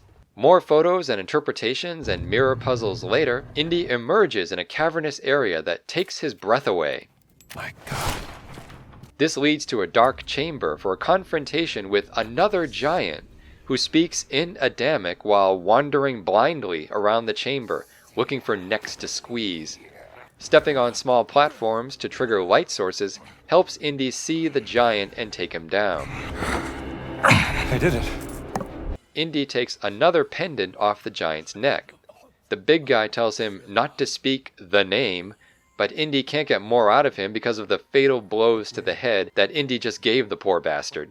The pendant opens an exit to an inner chamber where the idol of Ra finally makes an appearance. Indy wastes no time smashing it to get the little stone inside that Voss is after. Indy's toying with the idol triggers a timed escape sequence. Oh, you gotta be kidding me. And then a cutscene with Voss, who takes the stone and once more plays a German belloc. I am the one unlocking its tooth piece by piece. We finally get an update on the lost crew of the battleship Kumets, now located in the Himalayas. Gantz volunteers to go rescue them. Gina and Naval rescue Indy from death by scorpion. Naval has a tip on their next stop. Voss had found a stone in Machu Picchu that Laura helped decipher. Then the stone went missing, but Gina intercepted a Morse code from the Himalayas, which is where they need to go next. But how can they get there in time? How quickly they forget that Naval runs a shipping company, and she offers her private craft, the Scarlet Arrow. So, by ship, then by truck, we arrive at the treacherous Himalayas. I decide to break all immersion by teleporting back to Giza to finish up some collectibles, all the while musing to myself how funny it is for a game to press the point that we are in desperate need of transport to the Himalayas, when upon arrival at the Himalayas after what seems like a long pursuit, I hop right back to Giza as if slipping through a wormhole in time and space, and taking Gina along with me. After a couple of hours of collecting, not much to report there except things got checked off, icons wiped, and some points earned. Am I really supposed to do all of this? Knowing I was going to make a video about this, I thought yes, I should try to complete everything. And off I go on a picaresque journey. No rush, nothing to worry about. The Himalayas from whence I just teleported can wait until I'm done. Plus, these locked doors requiring a Wehrmacht uniform annoyed me. I want to open those doors. So I get myself a Wehrmacht uniform disguise and open those doors. One of them gets Indy another stele for Naval's museum project. Another gets the final medicine bottle for that collecting side quest. The disguise gets us into the fighting arena for more knuckle dusting, which completes the book collecting. Another got me into a little room with an amusing note, a safe puzzle, and 100 marks that at this point in the game can only go into the donation box. I wrap up the radio transmissions. But I spent way too much time tracking all of this down, such as this artifact inside this structure, only accessible through this small burnable barrier you have to crawl through. I walked right past this spot 4 times before recognizing it as a burnable barrier. Really, this was the entry point. To those of you watching this, if you have played this game and found this entryway yourself without any difficulty, you are a true adventurer and worthy of an honorary doctorate in finding ridiculously well-hidden collectibles. And what was inside this diabolically obscure hiding spot? I got a rock. Well, actually, I got a Nok sculpture, dating around 4 BC from ancient Nigeria, plus 60 adventure points. What can you say? Plus, satisfaction? The one collectible I appreciated was this camera shot that needed taking at the Khafre site that got me on a fun, rappelling ride down the underside of a conveyor, and then back up the conveyor belt to get that vantage point. I wish there were more out-of-the-way and spectacular photo ops like this. But wait, I almost forgot. Poor Sydney, the young assistant of Professor Savage, was still being held at the mortuary excavation by the Nazis for entertainment. There you are, Sydney. I can't leave him out to dry. In a letter, poor Siddy tells his mum that he got into trouble and to walk his dog Molly twice a day, even though mum has a bad knee. The kid sure knows how to put on a brave face. I saved the poor kid without too much trouble. I even let him get into the action a little bit, punching out his first bad guy with a sneaky southpaw uppercut. Returning to the professor gets me a stele for Naval and some words of wisdom for Siddy. My advice? Don't let go of your dreams, kid. To him, it's fun, though, and as long as his mum doesn't know, poor mum. By the way, Indiana Jones praises all of this. He's looking at Siddy like a younger version of himself, an echo of the prologue from Last Crusade. Sidney! He's not a real archaeologist. Your mother will see me hanged if you end up like that swashbuckling Gasconada. I turn in the last stele, completing the stele collecting and the relic collecting in the area simultaneously. Beautiful. And now look at this. Look at this. Look what I have created! The map is clean and clear. Was it worth all the hours of painstaking labor to clear it? Back at the Himalayas, we trudge our way to the frozen Kumetz ship lodged up the mountain. We get a sense of the way German soldiers are being led into slaughter by the Nazis. This is the game's darkest point, including the discovery of Laura among the frozen dead. The game shields the dead Laura's face from the viewer, showing its restraint?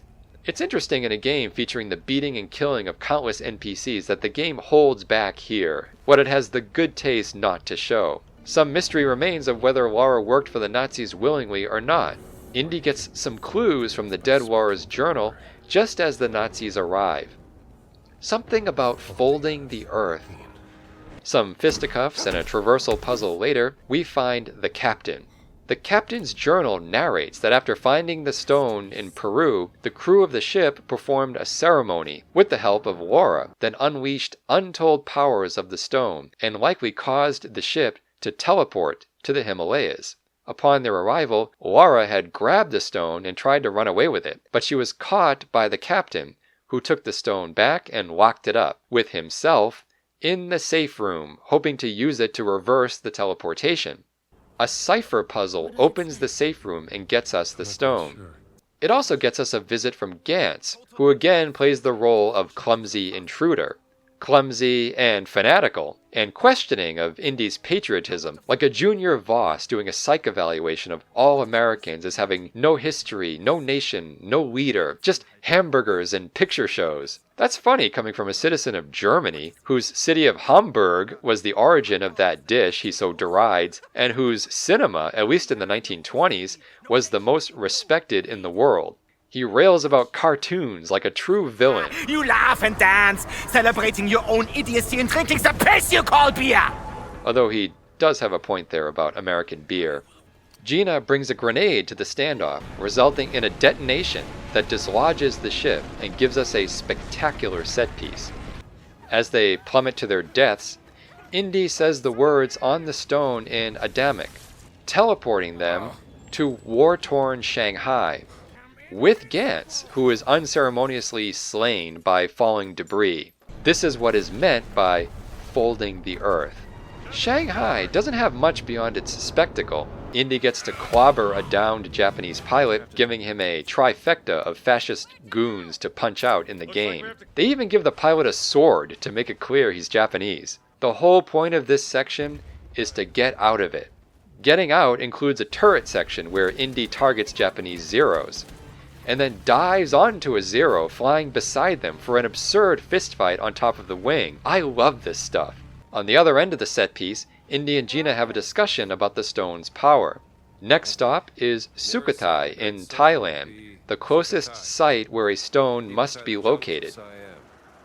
In Sukhothai, Italians are back as the enemies. Locals are not friendly to them. Rebellion against the military leadership is brewing. This is in response to a foreign archaeological expedition.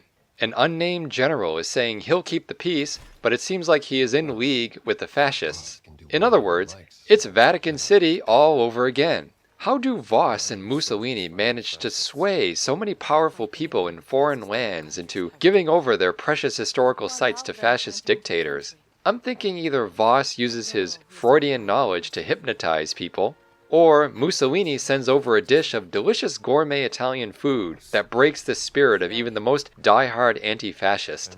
In any case, this lacks compelling interest for the player. And remember I said a while back that I made two major mistakes playing this game? The first was deciding to backtrack to Vatican City from Giza that first time, to try and finish up those collectibles instead of progressing with the story. My second biggest mistake in the game was spending a lot of time exploring the region of Sukhothai.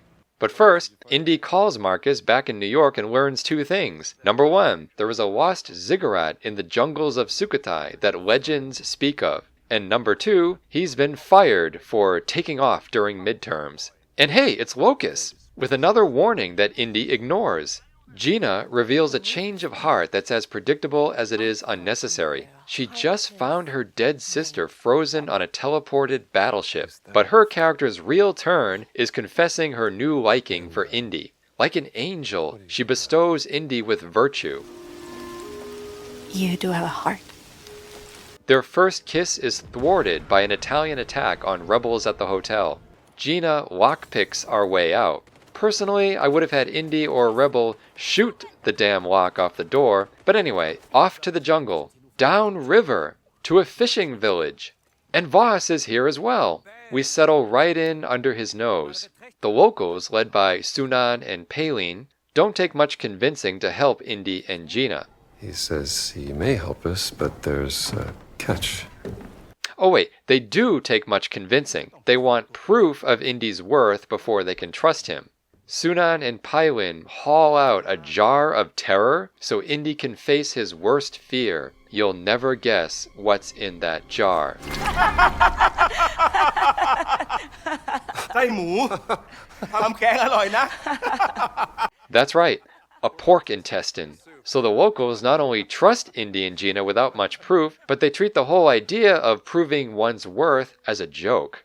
Well, at least that means I don't have to go on an endless series of tedious fetch quests to earn the trust of the locals. Instead, I have to go on an endless series of tedious fetch quests to find that last stone before Voss.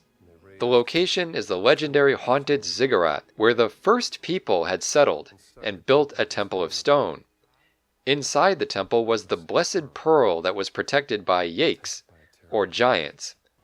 As a youth, Sunan had undergone a rite of passage to find the pearl, which involved getting hit on the head by one of the giants and waking up in the temple. Did you get that? In the temple, the giant showed Sunan the pearl, but did not let him have it.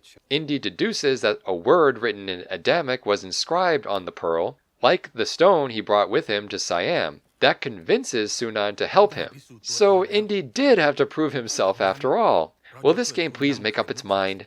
In the morning, Indy greets a cat and looks out over the village, and at this point in the game, here's what I'm thinking.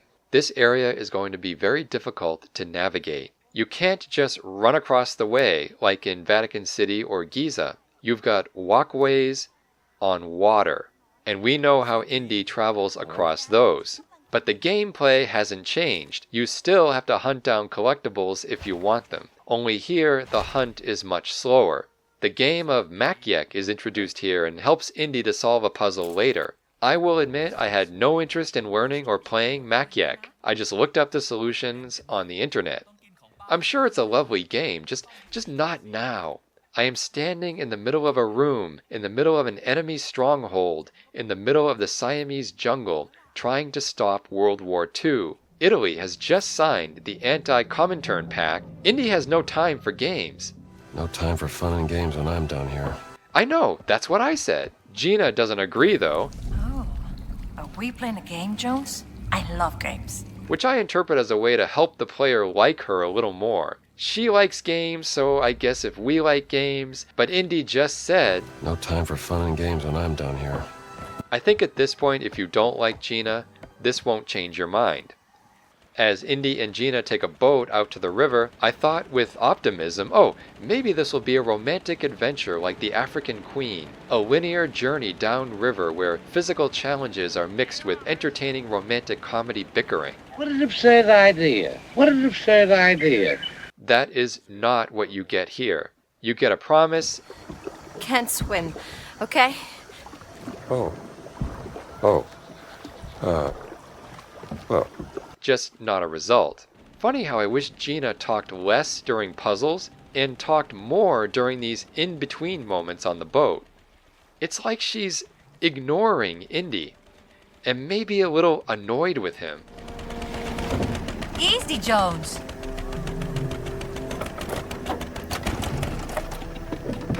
You've been fighting, haven't you? Aren't I a popular fella?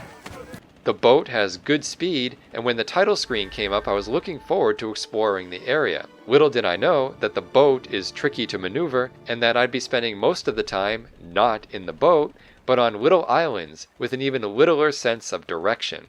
At a nearby hut, we get a breathing device from Tongdang. Actually, no, that would be too easy. This is a repeat of the post office in Vatican City, where instead of needing to earn the money to buy a camera, you need to earn it to buy the rebreather. Only here, unlike Vatican City, there is little chance you'll have enough money to buy it outright. So Tongdang puts the item on hold while Indy goes off to earn about 600 baht. Indy decides that stealing is the best method, which makes me wonder, why not just steal the rebreather itself? Why steal money to... Anyway. He intuits that some gold reserves are at Voss's camp, so off Indy goes to steal some gold like a real treasure hunter. That is, after doing some side questing that I should not have done. Again, mistake number 2. Uncle Sunan tells me a local folktale that sends Indy off to find a golden hook to help with fishing. I find the hook, about 4.5 hours after getting the quest. I bet this hook would make Sunan's day. And I give the hook to Sunan about 6 hours after getting the quest. Lost in the past, indeed. A local villager tells a children's story about a king and his prized snake. Indy pokes around the area and reminisces about coconut soup. Best coconut soup I ever tasted, right here in Siam. And takes more pictures. At this moment, Gina is, I believe, sitting on a boat waiting for me to get this rebreather so we can prevent World War II. The game has no urgency about this. And when Indy does get back with Gina, she gives him a side quest about Sunan's lost nephew, Aran. So she has no urgency about Voss either. It's like once we're in Sukhothai, time has no meaning. So my actions have no meaning. Picking up a discarded photo opens a side quest about the rebels and their use of tigers in their iconography. The quests are piling up and I simply forget about Voss for a while. We look for Uncle Sunan's nephew Aran by visiting his home in the trees, where fascists are nearby. He is Sydney 2.0, another wayward lost youth who wants a life of adventure and ends up in over his head and needing a quick rescue. Hunting down Aran opens another quest called Monkey Business, which seems a tongue-in-cheek acknowledgement of the time we're wasting on these fetch quests. We find Aran stuck behind rubble in a temple. 40 minutes later, we get him out after solving some contraption puzzles. But Aran won't come with us. He wants to stay in there and analyze a Shiva shrine. Again, I wish there was some dialogue, narrative trees where you could say, kid, your uncle sent me here to get you out. And out you will get. I do appreciate Aran's scholarly passion and that he's taking notes with his left hand. We need more left-handed representation in games. When we get back to Uncle Sunan, he says, alright, the kid's gotta do his thing. Then he offers to tell another long-winded story that I'm sure would have a valuable life lesson and a window into Siamese culture. But I do think Gina is waiting for us to get back on the trail for that rebreather so we can find the Blessed Pearl. No, wait. We are on the trail to steal Voss's gold stash, so then we can buy the rebreather, and then find the Blessed Pearl. And oh, this NPC has lost his favorite print, which I know is around here somewhere. Got it. I deliver it for 45 adventure points. No, wait. What do I need to do? What am I doing? The problem with Sukhothai in this game has nothing to do with image or sound. It's all about pacing. It's like machine games admired their own work in this area a little too much, insisting we slow down and spend time here when we should be speeding up. 2 new puzzle mechanics are here, both along the same lines. Laying down pipe fragments in the right order to get water flowing into hydraulic pumps that open gates. And finding and placing gears on spokes of contraptions in the right configuration to open more gates. Both of these are tedious. And in the case of the gear puzzles, you can, like I did, try out the first one for a very long time, fail to complete it, and then realize after some internet sleuthing that you cannot complete it until you find more cogs in other places and then double back. Cog puzzles. I get more excited picking out socks. More exciting are these jumping puzzles. So reminiscent of Tomb Raider, it made me nostalgic for those games and increasingly ambivalent about this one. The only saving grace here is Gina, whose presence keeps the game from being a near total Tomb Raider retread. Oh, hello again. This is the magic, the secret alchemy of character design in these franchises. Lara Croft is exciting by herself. Indiana Jones is not. We make it to the gold stash. A Red Army disguise makes stealing Voss's gold a little easier. An interesting letter pops up from Bergman, Voss's driver, and sheds a little light on the life of this odd German. Seems he was a race car driver who suffered a facial injury and keeps thinking of his father teaching him the art of Apperschnalzen whip cracking. Seems like he and Indy would have a lot of things to talk about. If they could talk. Anyway, the key to Voss's gold stash literally walks in the door, a soldier carrying the code to a nearby safe. That gets us more than enough baht to buy that damn rebreather. It also gets us into the nearby locked room where Indy finds a map to collectibles in the Kumets battleship that narratively has already been destroyed.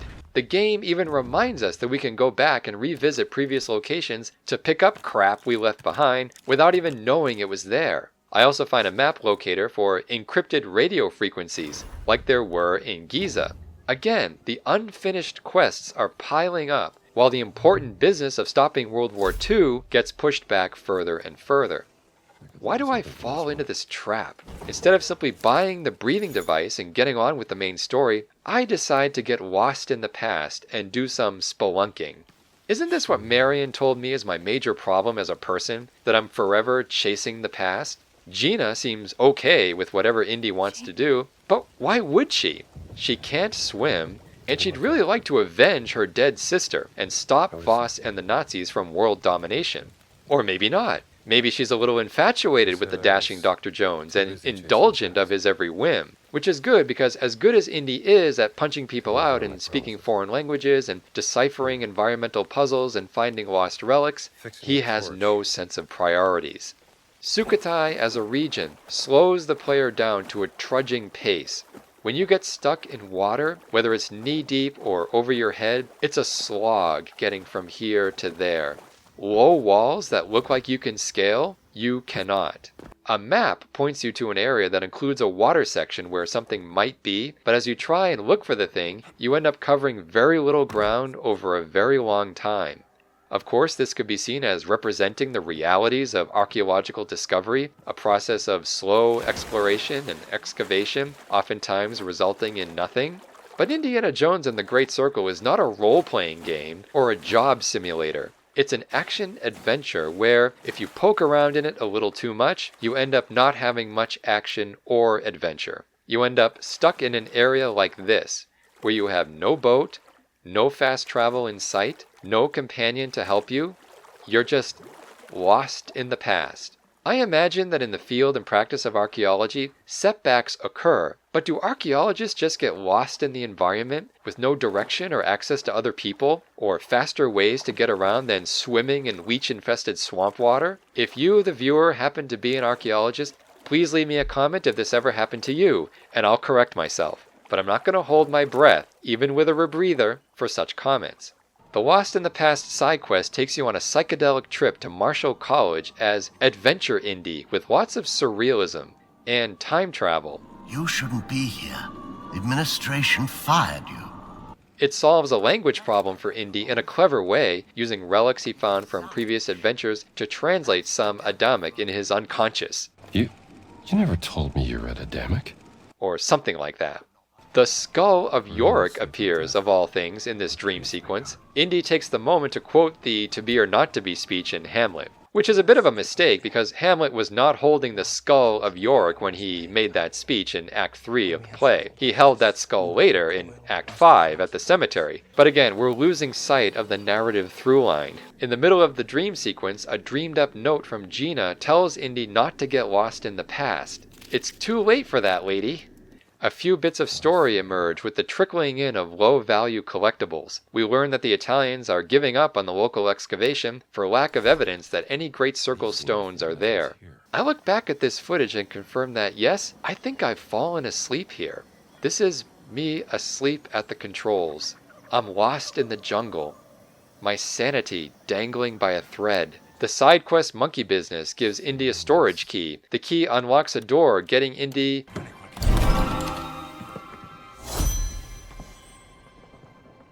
The Slugger 2 Adventure Book. Might be something I could pick up from this. Monkey business. I finally buy the rebreather from Tongdang, about 6 hours after taking the quest. During those 6 hours, I had accumulated over 4,000 baht, or about 3,500 more than I needed. Thanks to my heavy purse, I could also buy map guides that Tongdang also sells. At a certain point, I re-engage with the main questline and see that I'm supposed to find the yeek, a word I can't recall hearing the first time about 6 hours ago. The yeek is a statue, marking the entrance to an underground tunnel that Indy can now access with the rebreather. Solving a gear puzzle opens a gate leading to the once hidden legendary ziggurat, which also has a giant snake. This snake is perhaps the game's big boss. bigger than Voss anyway, in terms of its gameplay challenge. It patrols the water where Indy tries to swim, and if it catches Indy, it's instant death. Avoiding the snake gets Indy into the ziggurat. Jesus, that was close. But that's not enough. The snake stalks Indy throughout the pyramid. It turns the watery surface around the jumping points into a game of the floor is lava. Stay out of the water! Then the snake goes for a full frontal attack, and only some precise throws of harpoons dispensed by an infinite harpoon dispensing plant can defeat it. Indy Tomb Raiders his way up to the top of the pyramid where Gina can join him. Indy speculates that the tomb wasn't built by the Egyptians, but by the Nephilim order. A bit more puzzle solving gets Indy to a map carved in stone, which presumably leads to the Blessed Pearl. But right on cue, Locus appears. The floor crumbles apart to put Indy and Locus in a water arena for a final fight. The snake reappears, which Locus and Indy take down for good. The fight resumes until Gina protests with her superior vision that the two guys need to let go of their outdated boyish stupidity and work together to stop Voss. This gives us the best intentional laugh of the game. Gina's sincere but ineffectual protest to stop fighting gives Indiana the distraction he needs to knock out Locus. I have no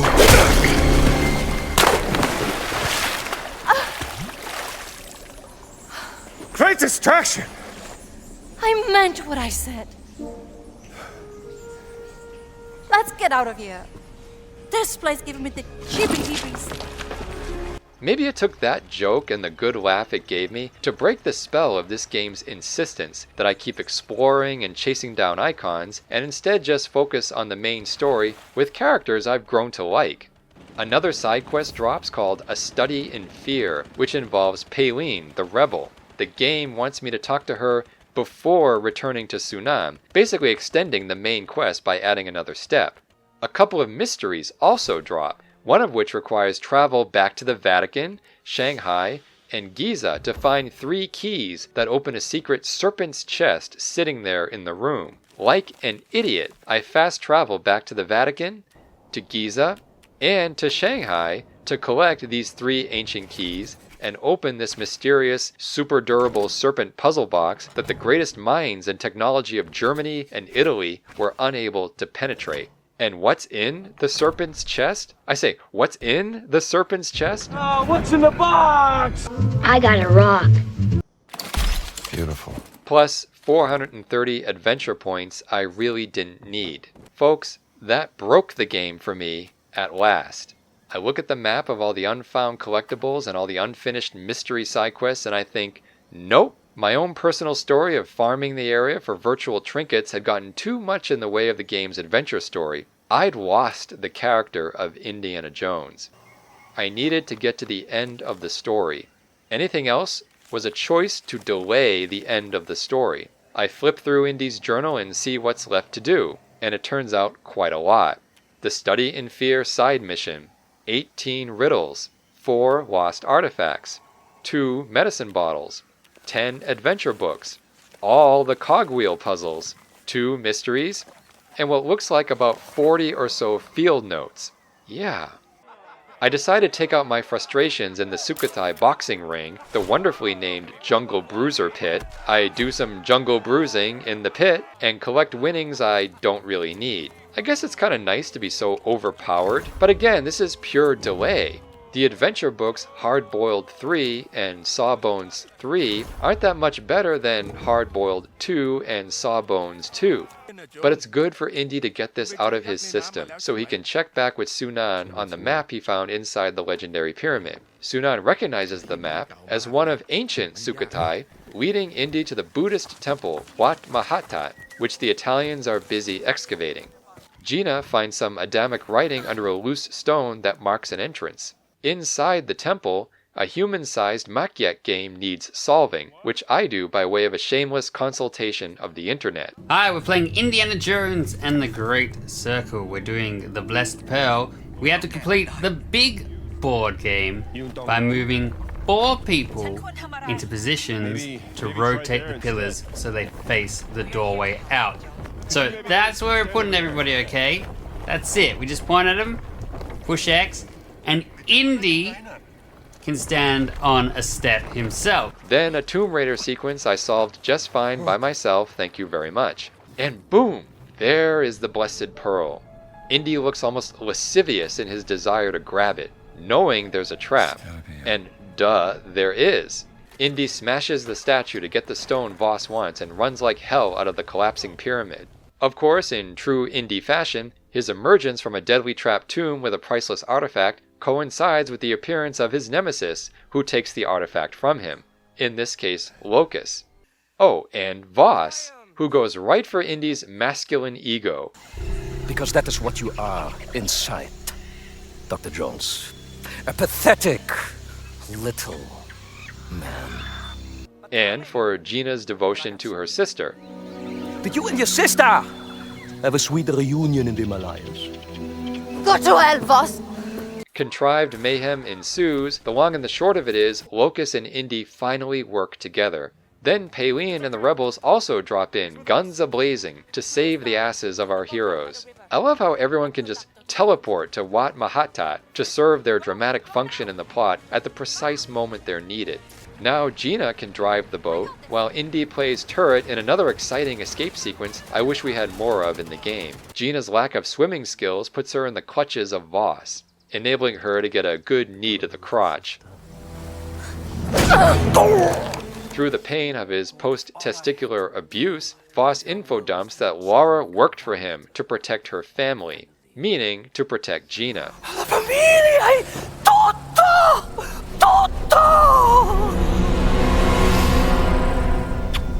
Indy struggles to get to Gina but fails. Locus teleports to his position and offers to help rescue her in Iraq, the site of the ziggurat of Ur on the map. There's some fun banter here, or non-banter, between Indy and Locus. You're the least talkative person I've ever met, you know that? Listen, talk, communicate. Why is that so hard? In a name.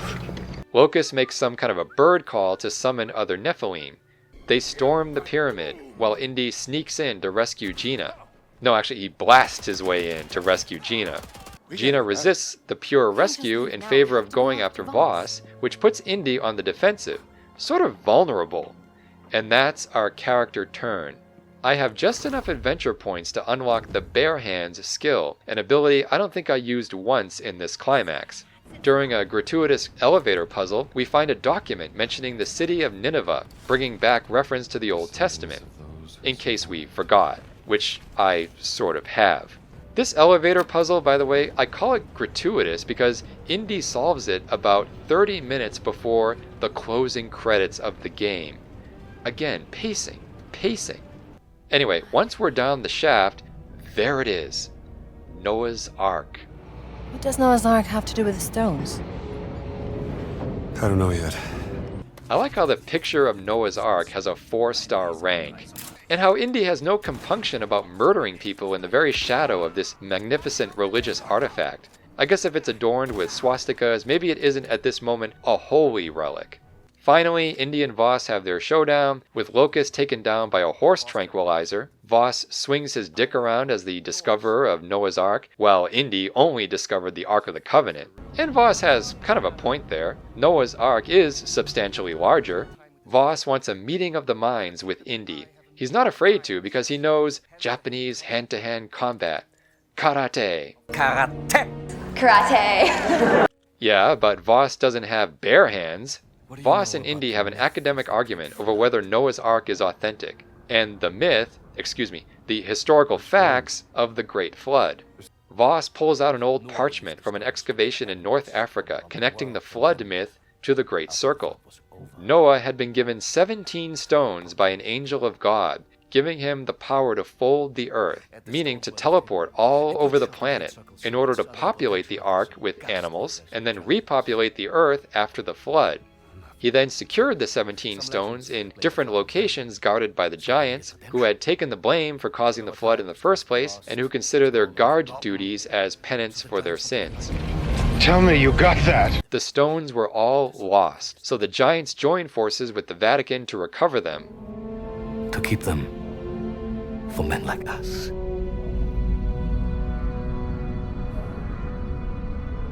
Men like you. Voss has an interesting moment here recognizing the truth Indy speaks, while remaining committed to his goals. Voss plays a recording of Laura refusing to help bring the battleship Kumets back from the Himalayas, a decision that cost her life. Gina shows up to hold a gun on Voss for what feels like the 48th time. She fails to shoot him for the 56th time, and now Voss takes back the last 2 stones so we can see what they do. Lake Hamar. Here Voss wants to demonstrate the power of teleportation, which is how we define folding the earth. But Voss wants to use it to put panzer armies in New York City and Washington, D.C. Indy uses Gina's hairpin of doom, given to her by Laura, to free them. Meanwhile, Voss's triggering of the Ark, along with the incantations, brings a new flood to Iraq.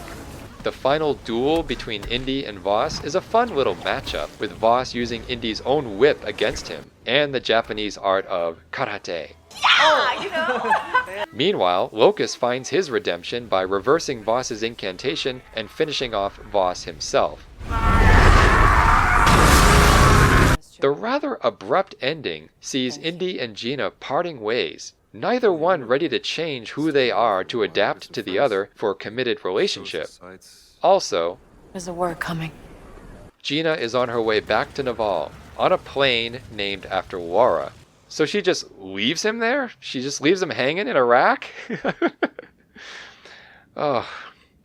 There's a DLC called The Order of Giants, which is a side story taking place in Vatican City and Rome near the beginning of the game. Since it's not a continuation of the main story and doesn't have much that's new or remarkable, I'll spare you a summary of that. And so there it is, the story of Indiana Jones and the Great Circle. It's 2 stories in one. The story that Machine Games wants to tell through its cutscenes and some of its collectibles, and the story of your own experience playing the game, which can range from a relatively quick and brutal forcing of the linear narrative, ignoring side quests and collectibles, to a more non-linear and at times aimless and frustrating exploration of the game world at the cost of narrative drive. I didn't get anywhere close to achieving 100% of gathering up all the collectibles, and I don't know why anybody would, except for the sake of numbers. Perhaps if I spent more time on those gear puzzles, for example, something interesting might show up. And there is a post-credits ending you can unlock by gathering up all the relics and solving one last puzzle. But YouTube can provide that for you, saving you hours of time and confirming in its brevity and lack of closure that it's not worth the time. Part 3. I can't place the style, but it's old. Comparing The Great Circle to previous games in the franchise, it's tempting to heap praise on it for the first-person perspective and photorealistic graphics. But those assets, which encourage exploration and admiration of the environment, work against the usual Indiana Jones narrative of linear adventure storytelling. What do all the games have in common? Exploration, combat, puzzle solving, and collecting artifacts. The 1982 game had all of that, and some of the most obtuse puzzles in video game history. Like, how would you know to stand over an urn for 23 seconds to get a small artifact? How would you know to place a grenade on the home screen at the top right, and it only detonates when you leave the screen and come back? The manual accompanying the game had to be consulted. No words are available in the game itself to help the player along. The point-and-click adventures didn't need a manual to solve their puzzles, just a knack for lateral thinking. And if you're really stuck, a peek at the internet for solutions. Like in the first one, Indiana Jones and the Last Crusade. Pick up a wine bottle at an outdoor restaurant in Venice, fill it up with water at a nearby fountain, and this allows Indy to loosen the mud that holds a torch in place in catacombs underneath the city. The Great Circle doesn't have such batty puzzles, but it's amazing how much it has that this 1989 adventure also has. Environmental puzzles, where you have to match some symbolic totems with reference data to open entranceways. A disguise mechanic. Indy wears a service uniform to infiltrate a Nazi castle. And just like in the Great Circle, higher-ranking officers can see right through the disguise. Boxes in the environment contain money and other assets. Health and power bars go up and down during combat, like in the Great Circle, for Indy's health and stamina. And of course, being based on the movie The Last Crusade, it redoes specific moments from the film, sometimes line for line. I know who you are, Mr. Donovan. Your contributions to the museum over the years have been extremely generous. Some of the pieces in your collection here are very impressive. Well, like yourself, Dr. Jones, I have a passion for antiquities. Have a look over here. Even better, The Last Crusade has dialogue options for Indy to tailor his personality. The Great Circle has none of this. In the follow-up game, The Fate of Atlantis from 1992, we see even more gameplay options that the Great Circle never touches. You can play as another character, Indy's companion Sophia Hapgood. Indy actually kisses Sophia, an action denied in the Great Circle. Some of the puzzles still vary from baffling to downright impossible. Indy picks up a jar of mayonnaise from the refrigerator. Useful? Of course it is. 2 minutes later, select Use jar of mayonnaise with totem pole, a sentence you don't read often.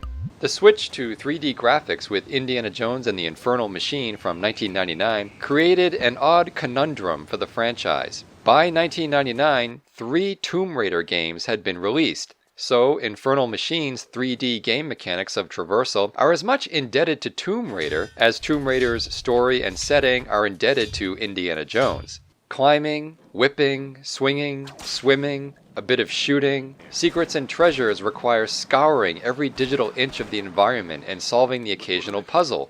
Or absurd trap-ridden areas, all derivative of Tomb Raider. Just like the Great Circle, you have to look up and down. You crawl and fall as much as you jump and climb. You use a lighter in a tomb to light the way, or to light lamps embedded in the walls. Indy doesn't kill dogs. He scares them away with gunfire. He even fights a giant snake. Remarkably, even though Infernal Machine is set in 1947, when Indy is 10 years older than he is in the Great Circle, his movements are much smoother and quicker than in the Great Circle. Best of all, Infernal Machine has a sense of humor about game cliches. Oh no, why are these doors always locked? Hearken, mortal, verily does my device raise man on high. If ye doubt, seek but the jewels of heaven. Why are these inscriptions always so damn poetic?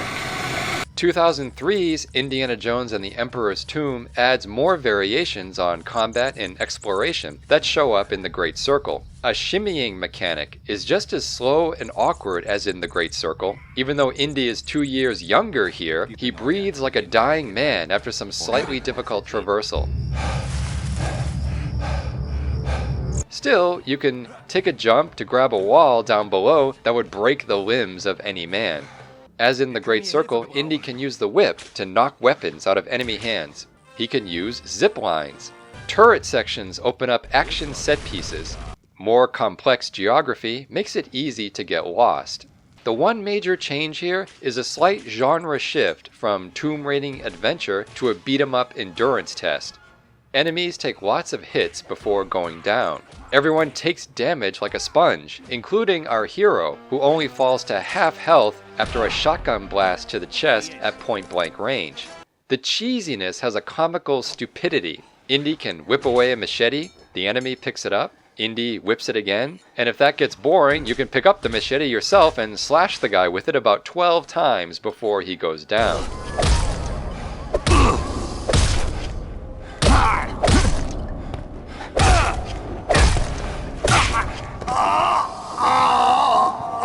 The game brings in stealth mechanics, where one shot with a pistol to the head will take them down. I've never understood this about stealth bonus damage in video games. I'd like to know how a shot to the head would be more damaging to the human brain if the person shooting the bullet were hiding? I guess hiding means Indy can hold his breath or carefully aim, but how does that make the bullet itself more powerful? What I wouldn't give for a good strudel.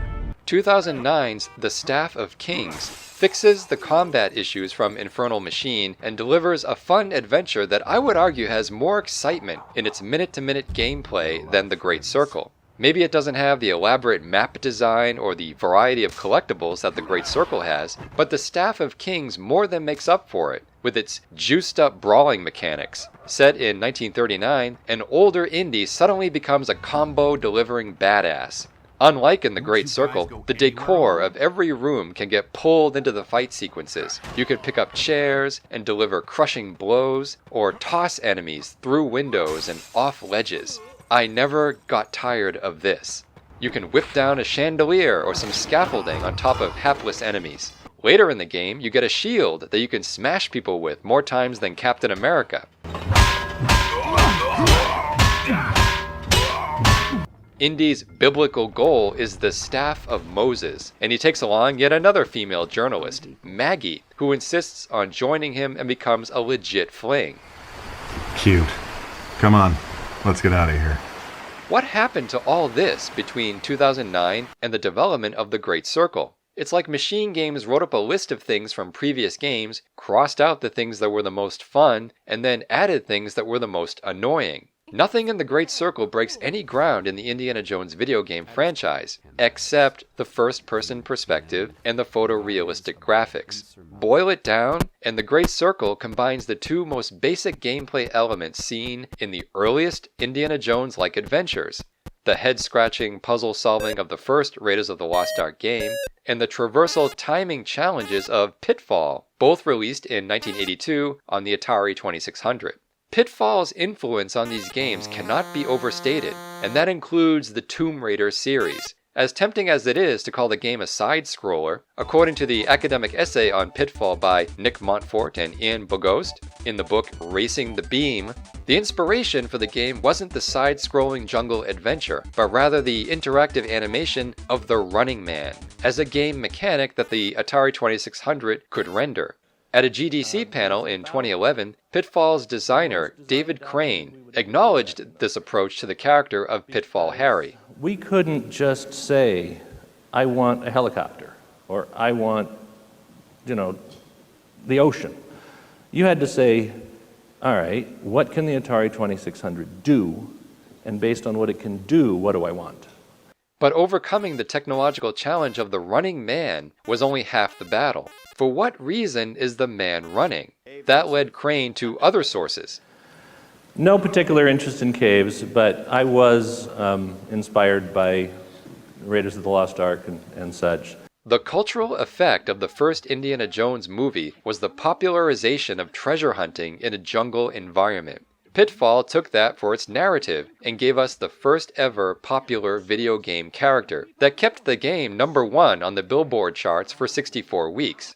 You could argue this was the first Indiana Jones video game, and not the officially licensed one released only a few months later. You could also call Pitfall the first Tarzan game, as that vine-swinging archetype of adventure fiction provided most of the gameplay elements and the iconic sound cues of Pitfall Harry swinging across a deadly trap. George Lucas and Steven Spielberg equally acknowledged Tarzan's influence on their work. All the Indiana Jones games require thinking on the part of the player to solve puzzles and unlock treasures. All the 3D Indiana Jones games add the challenge of timing in traversal, especially the swinging over dangerous traps, mostly but not always with the whip as an improvised rope. All of this goes back to the movies, back to Tarzan, and back to Pitfall. You can even time the swings in the Great Circle to the timing of a Pitfall Harry swing.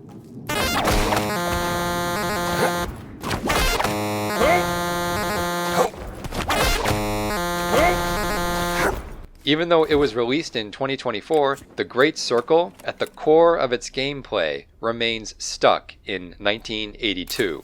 The one innovation, if you want to call it that, state-of-the-art graphics. The Great Circle uses the engine id Tech 7, previously used in Doom Eternal. This engine enhances HDR lighting and ray tracing at a high frame rate. So yes, the Great Circle pushes the envelope of graphics quality not yet seen in any other game in the franchise. I don't want to dismiss that as a minor thing. I probably got most of my enjoyment of the game from admiring the scenery, rendered in beautiful HDR lighting that unfortunately hasn't been captured too well on my recorded footage. Just glancing over the menus shows how many souped-up options are available for the player. Volumetrics, hair and texture, shadows, reflections, illuminations. The photorealistic fidelity of the graphics is so advanced, it contains the essential paradox of, you can't go where it seems like you can. The details of the world, whether at close or long distance, make promises that cannot be delivered. This beautifully rendered stone railing, for example, blocks Indy's progress, even though Indy should be damn well able to climb over it. Try to wander outside the map area, and the game forbids it. Time to turn back. With immersion at the top of the game's graphical priorities, the occasional glitch can be jarring. Why is the shadow of Indy's head on the journal here a shadow of a bald head? I know I'm in the cleric disguise, but the disguise doesn't include a bald cap. The icon right here shows the shape of Indy's head, but I'm looking at a chrome dome shadow here. And what the hell is this? Is this what too much sun will do to Indy? He's seeing behind his own eyes. Quitting and restarting fixes it. Maybe there's a meditative, atmospheric, quiet, exploratory game in here somewhere. The plot's urgency prevents this, but the elements are there. The game has a lot of NPC activity, like the touts and the workers. Salamu alaikum. I listened to a villager tell an entertaining parable about a married couple and a parrot. I wouldn't mind hanging out at the workers' camp in Cairo and help repair some vintage cars. Or reunite this villager with her old goat, Azizi, a goat she had to give away to another family because she could barely walk due to illness.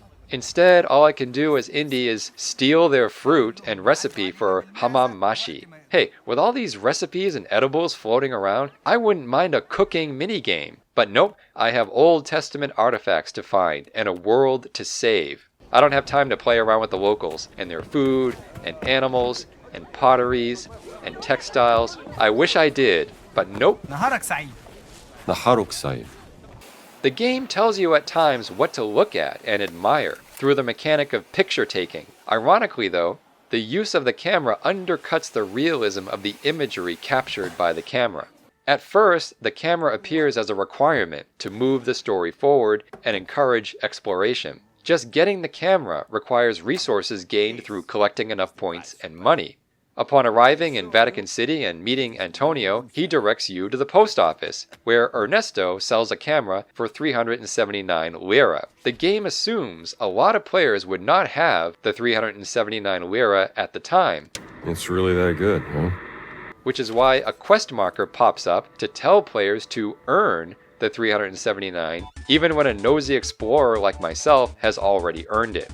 By the way, I like how the game describes the camera as high-end and capable of taking pictures in color. A handheld snap camera that could take color pictures in 1936? Is this a Kodachrome? An Agfa? Doesn't matter the brand or the model. I'd like to see the cost of the tri-pack color film and processing equipment. Ernesto doesn't sell either one, and we never see Indy process the film. It appears to be instant color photo processing, which is about as realistic as finding Noah's Ark. Anyway, the point is, you can arrive at the quote-unquote quest to earn enough money to buy the camera already with the amount of money needed to buy it. As satisfying as it is to drop the money on the table without a moment's hesitation, it makes you realize that not all players are doing the same amount of exploration. Unfortunately, at around the 20th hour of my playthrough, I felt envious of those players who never bothered with so much exploration. But back to the camera. What begins as simple assistance for Antonio in deciphering the inscriptions turns into a full game experience of photographing people, places, and things with what seems like an unlimited amount of film. I took how many pictures? According to the 100% completion checklist, the game has 115 photos to take in story missions, and an additional 119 field photos to take as side quests for more adventure points. That's 234 photos taken on tricolor film to be processed and paid for by nobody. Although photos you take do become part of the game narrative, such as when turning them in to Father Antonio during that early quest, and then seeing them laid out on a bulletin board later in Antonio's office to find a hidden message and finish a main quest. With the camera in hand, when entering a new area, your eyes glance over at the top left corner of the screen for that camera icon to pop up, signaling a photo subject that, when snapped, gives Indy a few adventure points. If only I had time for a coffee.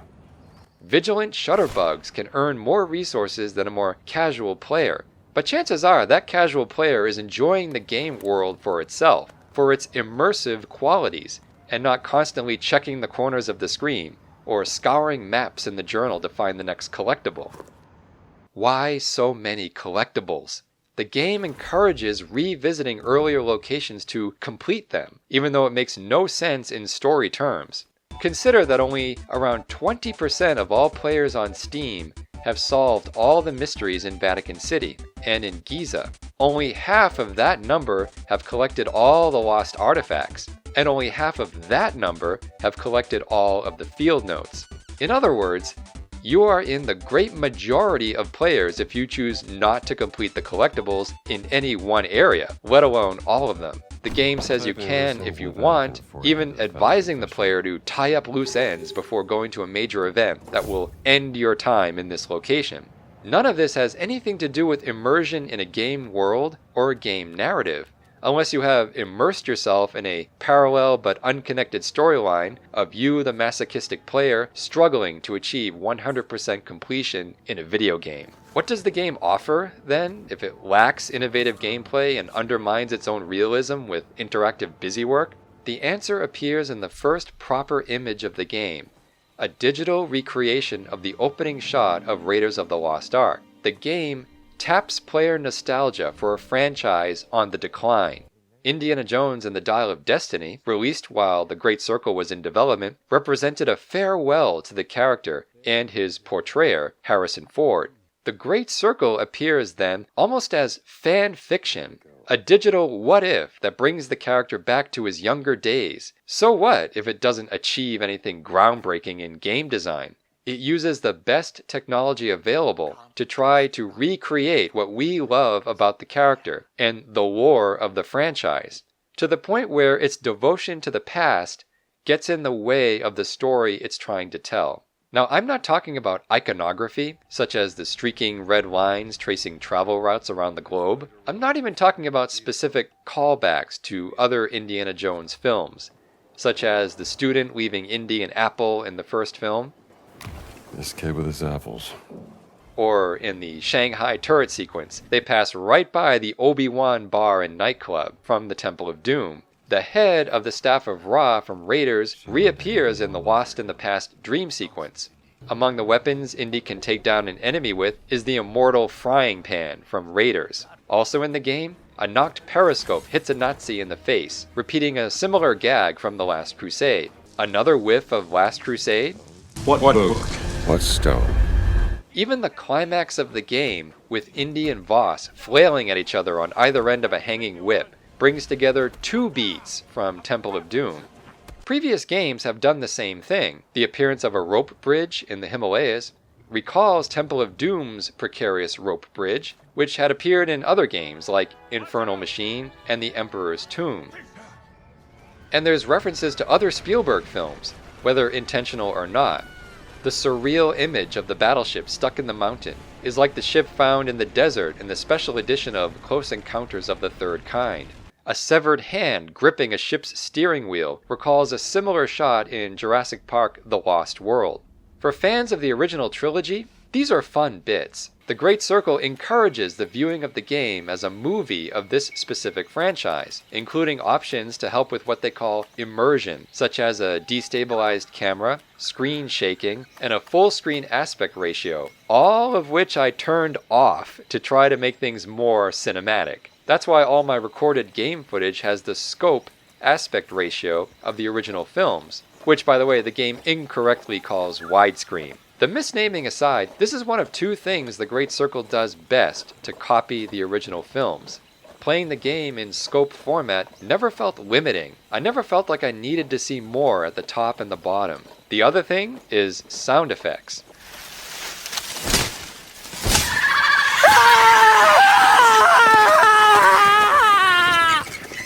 Sound in the Great Circle works much better as a copy of the Indiana Jones films, maybe because it's easier to duplicate from original sources. We even get the Wilhelm scream from all the movies.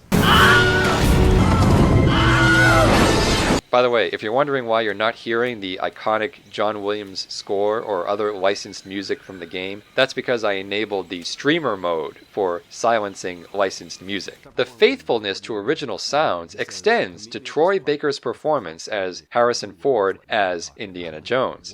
We don't just credit the voice work, which does a great job imitating Ford's delivery of Indy-esque dialogue. That wasn't so bad, was it? That wasn't so bad, was it? Ow! Baker's mocap performance has a lot of Fordian expressiveness, like this reaction shot of Indy seeing the bulldozer driver collapsing through the wall. Sort of like the nervous smile Harrison Ford gives in The Last Crusade when seen by the Nazis in the revolving fireplace, embarrassed to be caught where he shouldn't be. The problems arrive when it seems like Machine Games is just randomly pulling things out of a franchise database and hoping players either won't know or won't care that it's an incoherent mess. For example, early on in the game, before entering the Chachapoyan Temple from Raiders of the Lost Ark, Indy finds the campsite of Forrestal, a beat not included in the original film. Indy picks up a copy of Forrestal's favorite book, Warriors of the Clouds, about Chachapoyan culture. We know what happened to Forrestal, as we find out later, and the game recreates the discovery of the unfortunate doctor's impaled corpse in loving detail. But we don't get much more, if anything, about Indy's relationship to Forrestal beyond their rivalry as expressed in the line, He was good.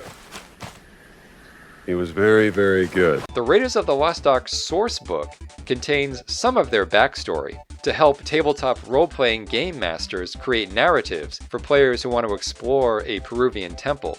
None of this backstory makes its way into the Great Circle, but at Forrestal's campsite we do get the book, Warriors of the Clouds, written by Marya Smirnova, who plays an even larger part in the lore of Indiana Jones while being absent from all 5 major motion pictures. Marya, who has an unknown nationality, had met Indy years earlier in Egypt. Her adventures with Indy are depicted in a trilogy of French comic books, published in hardcover in the 1990s, the third of which is set in 1936 in France, right before the events depicted in Raiders of the Lost Ark. The reference to Marya at this moment in the game seems odd. Indy doesn't comment on Marya's name. This was Forrestal's favorite. Even though, according to lore, he had just spent time with her in France.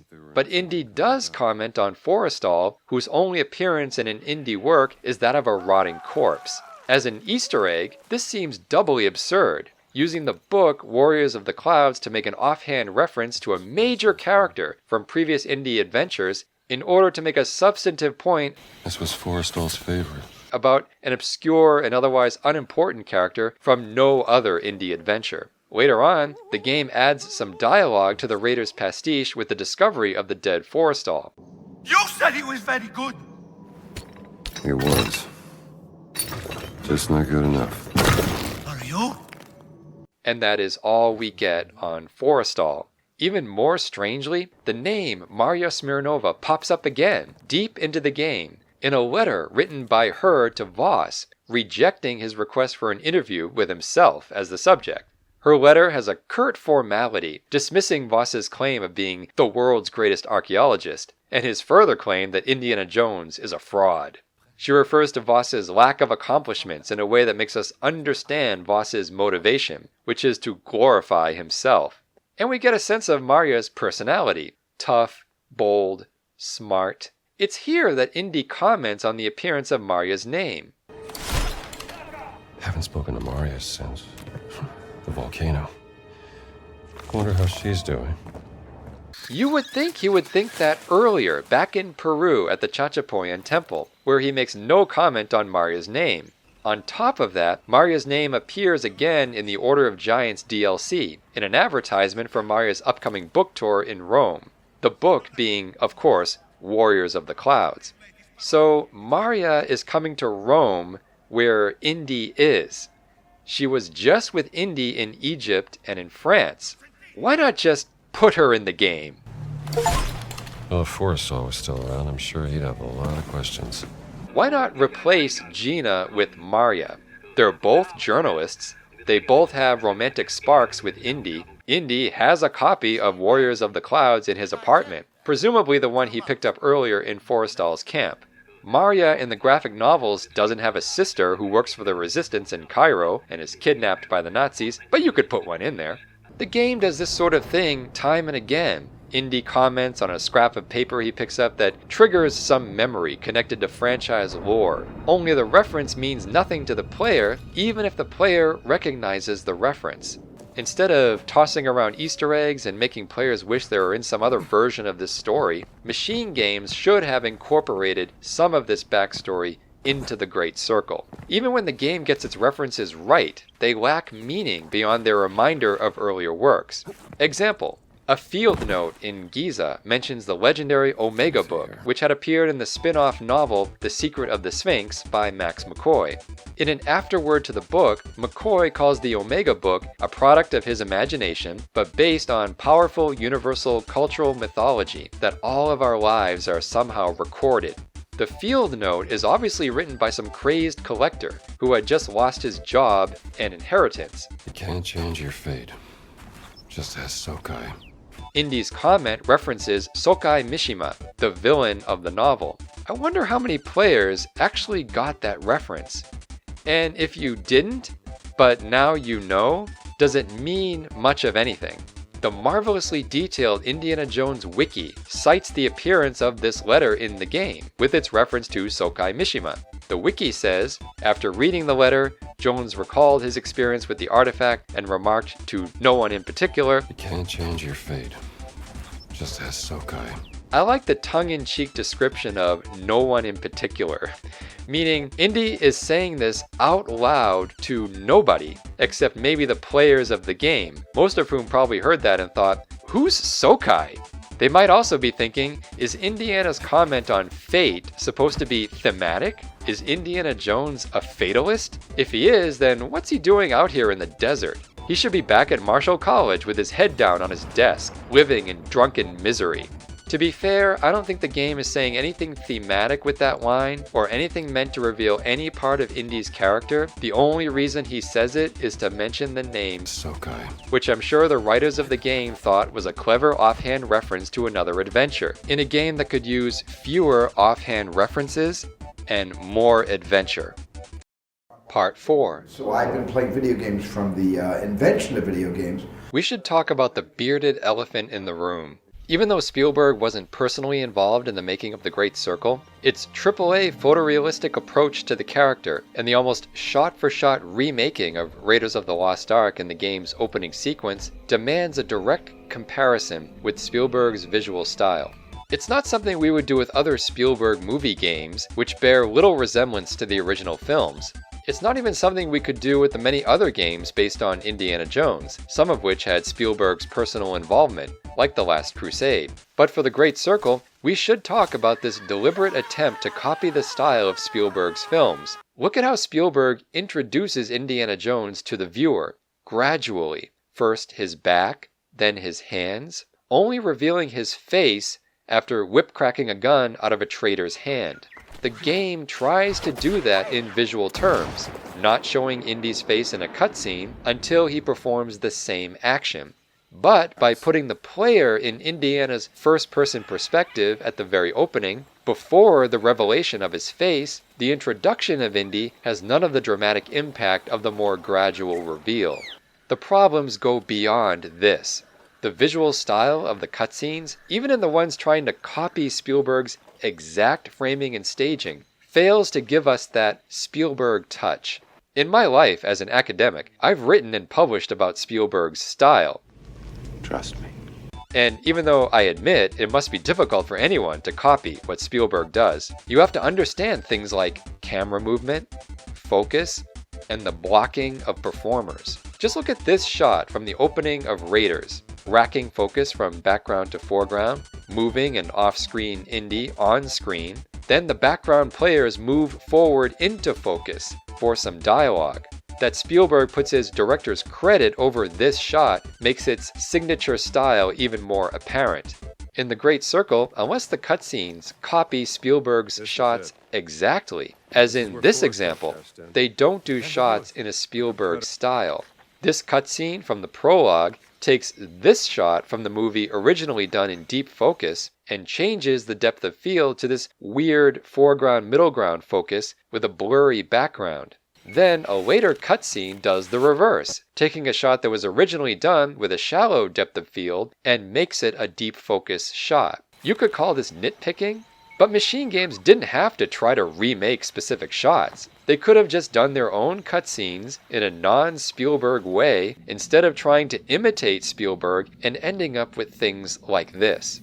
Taking out the cross-cutting between Indy and Sapito when Indy does his little switcheroo with the golden idol. Who doesn't remember this cross-cutting from the original movie? Who would leave this out of a shot-by-shot tribute to the opening sequence of Raiders of the Lost Ark? I mean, it's not worth getting too worked up over. I'm sure Machine Games had their reasons for changing it, but this scene?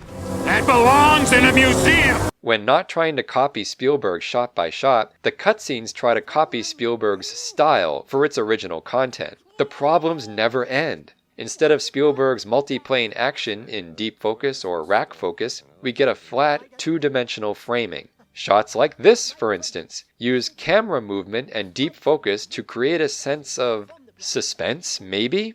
But nothing is revealed in the shot. It doesn't show a character's point of view or create a counterpoint to this discussion between Jones and Professor Savage. Spielberg has a style that many find overbearing, but one thing it is not, and that's empty. Spielberg fills the frame with dynamic subjects, switching points of view without cutting. Indiana Jones and the Great Circle, to its detriment, merely occupies the frame with single subjects, using cutting to shift points of view to very little dramatic effect. A cut to a shot like this with Jones and Father Ventura has a bit more dynamism, with the room separator. This framing and staging has a bit of that Spielberg touch, as the two characters meet at the open end of the divider, but then the cuts revert to simple continuity, shot reverse shot, with a push-in on Ventura, and then some fast edits from a variety of angles to exit the cutscene, and then we're back to Indy's first-person perspective. Not all the cutscenes are this boilerplate. When Indy and Gina enter the treasury of esoteric artifacts, the lighting on their eyes has some intrigue, along with the use of off-screen space and some dynamic staging. These are very Spielbergian shots, probably the best cutscenes of the game. I also like this moment when Indy's on the phone, and the giant, standing behind him off-screen, reaches in to tap him on the shoulder. These direct callbacks show the devotion of Machine Games Studio to the Indiana Jones movies and to other Spielberg films. But enthusiasm doesn't translate into enjoyable interactive options. Given the game's emphasis on disguise, and deceit, and persuasion, and the choice of settings in places where local residents mingle with occupiers, I would trade in most of the cutscenes of this sort, depicting tense conversation, with a game mechanic that allowed you to choose dialogue options from Indy's point of view. For example, there's a scene of mistaken identity where Indy, dressed as a priest, is pulled into the confessional by a guilty fascist named Vittorio, who is having an affair with his mother-in-law, Adriana. Indy's outburst of shock exposes his non-priest identity, resulting in a comical punch through the confessional window. I have no problem with this amusing scene, except I would have liked to select Indy's responses, rather than have them play out in a cutscene. When you boil it down, the purpose of these cutscenes seems more to give players a glimpse of Indy in third person, rather than enhance the gameplay or even the storyline. I would trade in half of the collectibles and the side quests on top of the cutscenes, if that would give us more to do as Indy than to have these cutscenes that lack drama and that replace the Spielberg style with these slick, empty, virtual camera movements and two-dimensional framing. So yes, by all means, give us cheeky references to the Indy movies and other Spielberg films in the margins of the screen, or blatant references front and center. Earlier Indiana Jones games gave us the same. But in those games, the latest of which came out in 2009, they didn't have the budgets and photorealistic effects of a game made 15 years later. Homage in those games added a charming throwaway gag to an already nonsensical world. Homage in The Great Circle makes nonsense out of a world that looks like it should be real. Spielberg, a master of the throwaway gag. The film is pretty much no different than playing Doom 2. Might appreciate this big-budget tribute to his big-budget tributes. For me, tributes that are this inconsequential shouldn't be this elaborate and clunky. Part 5. Why are you sitting there resting when we're so near the end? With the Indiana Jones franchise on a long-term hiatus, unlikely to be resurrected by Dial of Destiny and the Great Circle, it's fair to ask at this point, who was Indiana Jones? Across the franchise, the movies, TV episodes, comic books, novels, and video games, Indiana Jones at this point seems less of a person and more of a low-key superhero. Just glancing at the timeline of adventures this man experienced, using the essential online resource the Indy Chronicles. He may not have literal superpowers, but he lived an impossible life. No one could do this much for this long and meet so many famous people throughout history and end up as he does in the Dial of Destiny and the Young Indiana Jones comic book series, a tired old man living in obscurity. In classical terms, Indiana Jones was conceived by George Lucas as an adventurer with a double life, as Harrison Ford himself describes the character while making the first film. In his spare time, he's a grave robber. Lucas made this clear in the 1978 story conference between him, Spielberg, and screenwriter Lawrence Kasdan. Indy's duality as an outlaw archaeologist had no room for idealism. This bounty hunter of antiquities loved the hunt and didn't care much about who hired him and why. Lucas described Indy as cynical, having no sentimental attachment to his job or to his adventures. As a professor, Indy took his job in stride, enjoying the benefits of a fully funded teaching position that allowed long sabbaticals and dalliances with the co-ed student body. Spielberg liked this roguish side of Indy. I've always wanted to direct a James Bond picture, including an almost psychotic devotion to treasure hunting in his signature costume. Indiana Jones was a little more like Humphrey Bogart from the Treasure of the Sierra Madre. Lucas pulled back on this a bit with the recognition that kids will watch these movies, and so Indy needed to have some moral scruples, such as his reverence for historical artifacts, his concern for his companions, and his anti-fascism. This changes after Temple of Doom, where Indy's duality as a grave robber with a doctorate turns into a more conventional inner conflict between occupation and family, a psychological problem inherited by his father. The only thing that matters is the Grail. And the cause of Indy's estrangement from Marion and his son. With The Last Crusade, in a way, Spielberg got to do his James Bond movie, casting the original James Bond as Indy's father, but with the turn to family melodrama, Indy lost his classical traits and appeared like so many other men of 1980s Hollywood cinema, devoted to work over personal relationships, an empty soul in an empty suit. He needed redemption, 80s style, either by reconciling with or defeating the corrupt father who made him. I look at you, and I see myself. What you taught me was that I was less important to you than people who'd been dead for 500 years in another country. The formula repeats in The Kingdom of the Crystal Skull, with Indy now redeeming himself with Marion and Mutt. And yet again in Dial of Destiny, a re-redemption of his heroism after losing Marion and Mutt. Surprisingly, the comic books and the novels touch on this as well, and even better, I would say, than in the 5 films. For one thing, Marion has much more strength and appeal in the Further Adventures series by Marvel Comics, published in early 1984, even before the release of Temple of Doom. In the original film, Marion has a great introduction as a hard-nosed business owner living on her own in Nepal, drinking every native under the table for money. She didn't care about history the way Indiana cared. You sense this in her decision to sell her father's medallion for a pile of money, only to lose all that money and her business in a deadly face-off with the Nazis. However, once she becomes Indy's partner, what seemed like a promising tension between them gets lost in the desert as she plays the stereotypical role of sidekick and love interest, always supporting her man and patiently, at least for now, waiting for him to settle down. This carried on in the later films, where Marion represented stability and commitment, and no matter how radiant Karen Allen made her smile, she never got beyond the role of stabilizer for the wayward male protagonist, a role Karen Allen also played in Scrooged, doing the same for Bill Murray's modernized Ebenezer Scrooge, Frank Cross. Her attachment to Indy depends on Jones's ability, not hers, to devote himself to a relationship at the cost of adventuring. But in the Further Adventure series, Marvel brings back the old tension from the first film.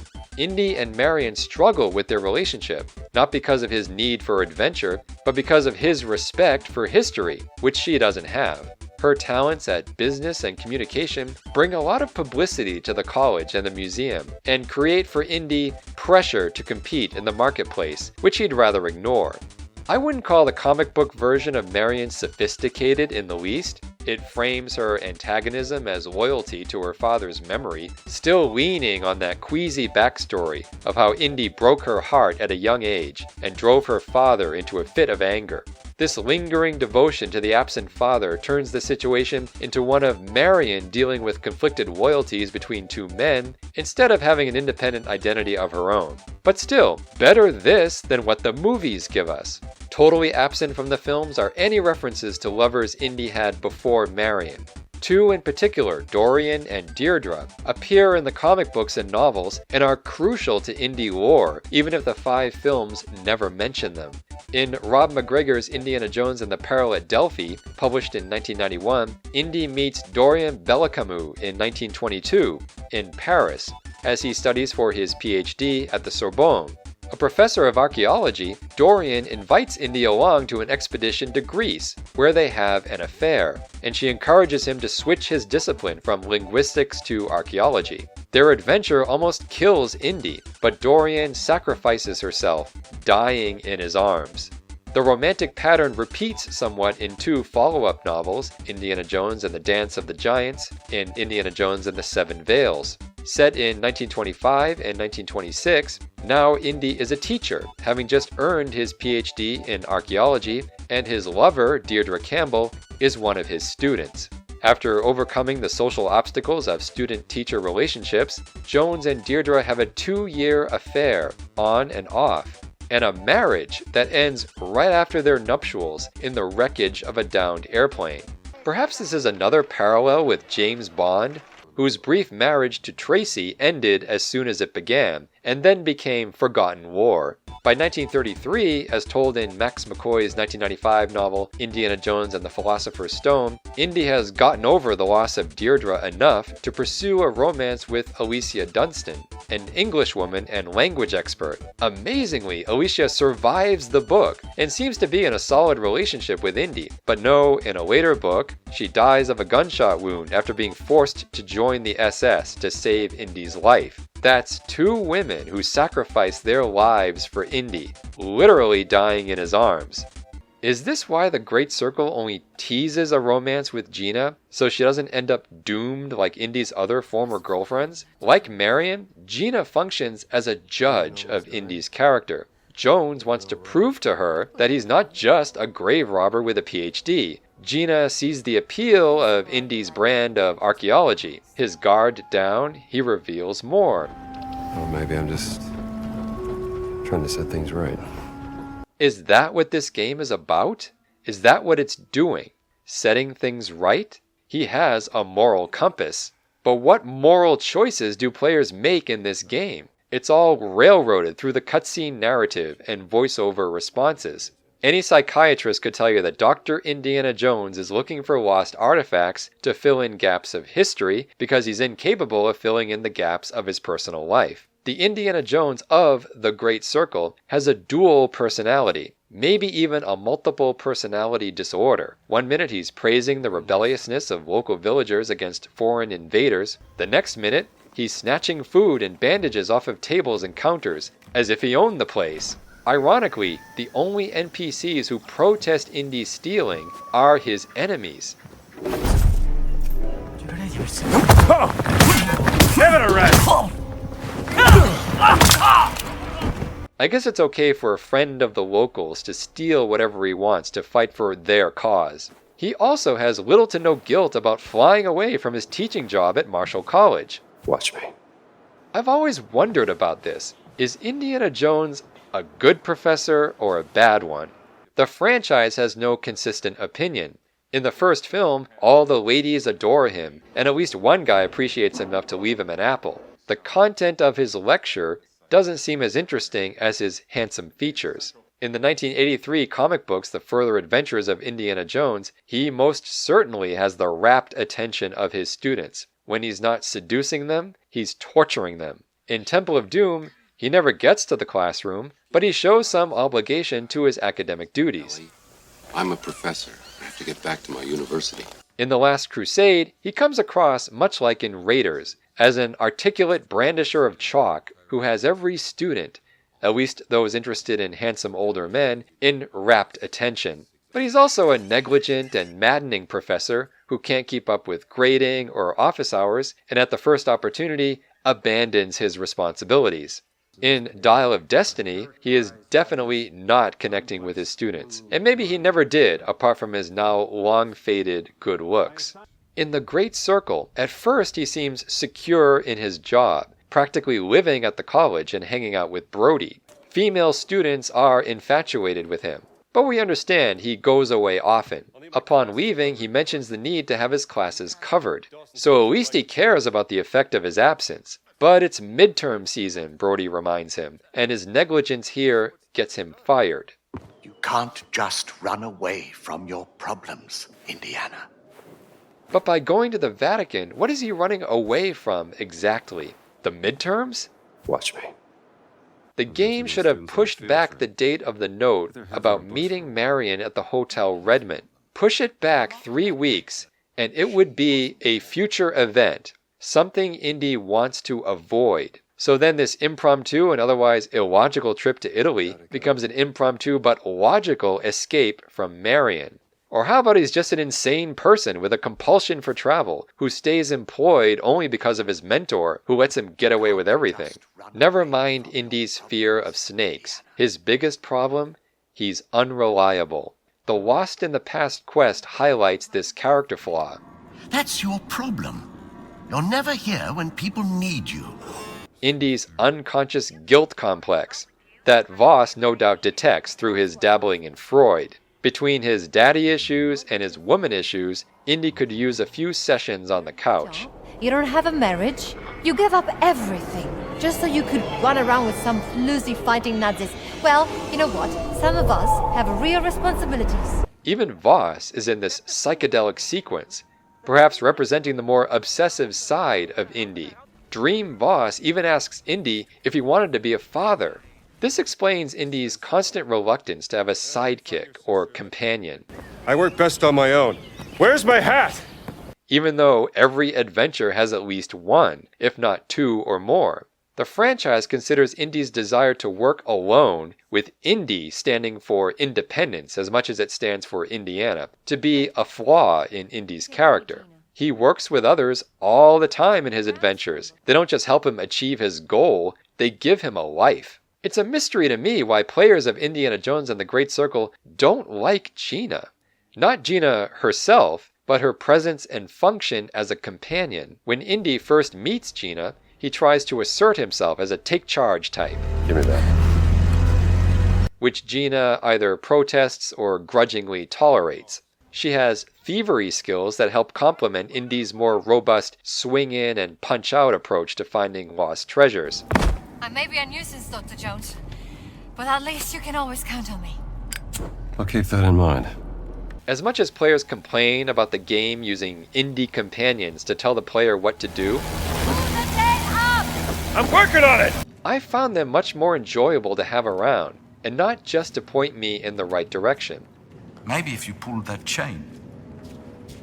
Yeah, I knew that.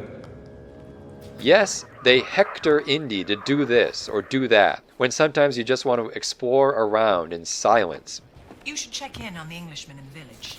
Keep him from getting into any trouble. They also give solutions to puzzles at times way before you need even the slightest hint. There's got to be an entrance beneath the surface. What if there is a way through one of those towers sticking up from the water? Good thinking. Let's take a look. But I'm just talking about Indiana Jones as a character. He works best as a character with someone who challenges him on a personal level. You know, I could tell right away you were not a priest. They are usually very clean and tidy. Watch it. I shower. The game certainly doesn't make Indy interesting when he's alone, talking to himself. He says weird things often. What the devil? Damn kids. Someone's getting expelled tonight. Maybe Indy is thinking what he's saying, but why say it out loud to nobody? How did Ventura get the Swiss Guard out of the picture? Sometimes he says things during combat that aren't quite his character, and not quite any character. Keep your distance, pal! Oh, well, I'm the one who ran up to him to start a fight. Hold your horses! Hold your horses? Fair and square. Another satisfied customer. Another satisfied customer? This guy looks like a wet noodle. Some people just love the sound of their own voice. Yeah, ain't that the truth? In the movies, Indy let out the occasional cringe wisecrack. You have your father's eyes. And my mother's ears. But the rest belongs to you. But to make this part of an introverted running commentary fails to deepen Indy's character so much as lighten it up. I guess I prefer this amiable chap to the stoic anti-hero of the movies, but it feels less like Indy and more like the fifth Doctor Who. Dear me. Needs a drop of linseed oil, though. Does the game's Indiana Jones have a dark side? Emmerich Voss thinks so, again taking his cues from Sigmund Freud. I have to say, Voss may have the strongest voice, maybe even the strongest presence in the entire game. They misspell his name. Voss must be furious. He seems to have almost supernatural or clairvoyant powers to mess with people's minds, sending men fleeing into the desert after talking to them. Voss plays the role of knowledgeable villain quite well. Even Gina admits he's not crazy. She edits her own story about the Giza excavation by first calling him a psychopath. What?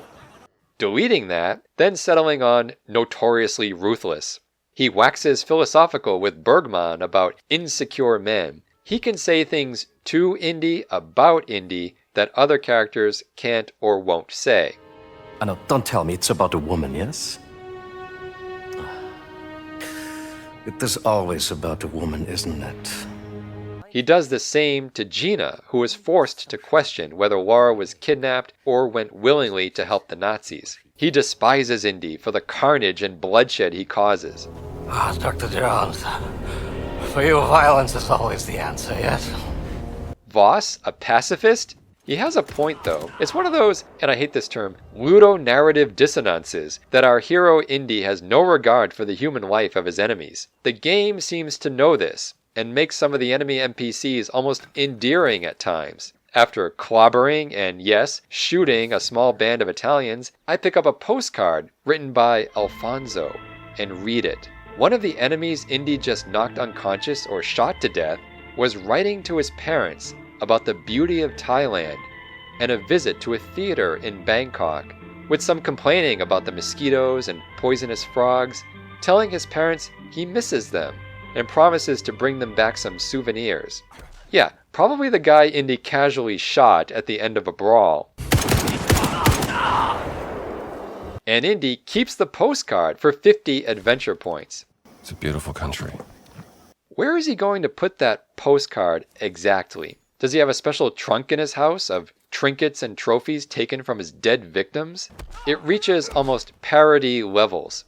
A bit later, after knocking out a couple of Italian punks, Indy reads a postcard from Rome addressed to one of them, named My Dearest Joffrey, from his loving wife, Luigia, who says their young kids are doing well and they are so proud of their dad. And could he bring back some gifts from wherever he is? Yeah, he'll bring back a gift.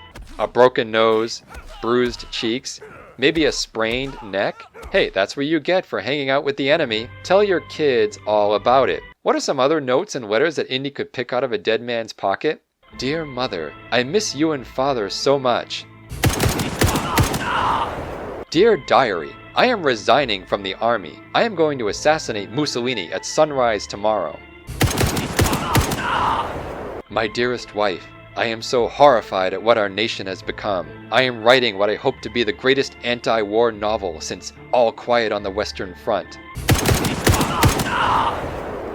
Yeah, great job, Indy. In the end, I don't see the game's Indiana Jones as a compelling character, or much of a character at all. He's more of a collection of traits from previous adventures. He learns the same lesson he's learned countless times. Treasures are only worth what people think they're worth. They don't know what they've got there. Well, I know what I've got here. I understand its power now. Let it go.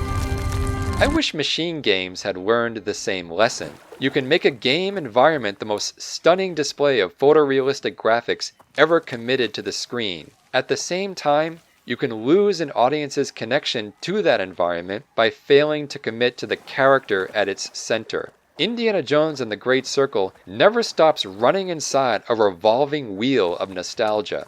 It could be the most elaborate, and therefore the most pointless, Tomb Raider knockoff ever made. Despite the hard sell of the opening, after over 40 hours of gameplay, I felt less nostalgic for Indiana Jones and more nostalgic for Pitfall Harry.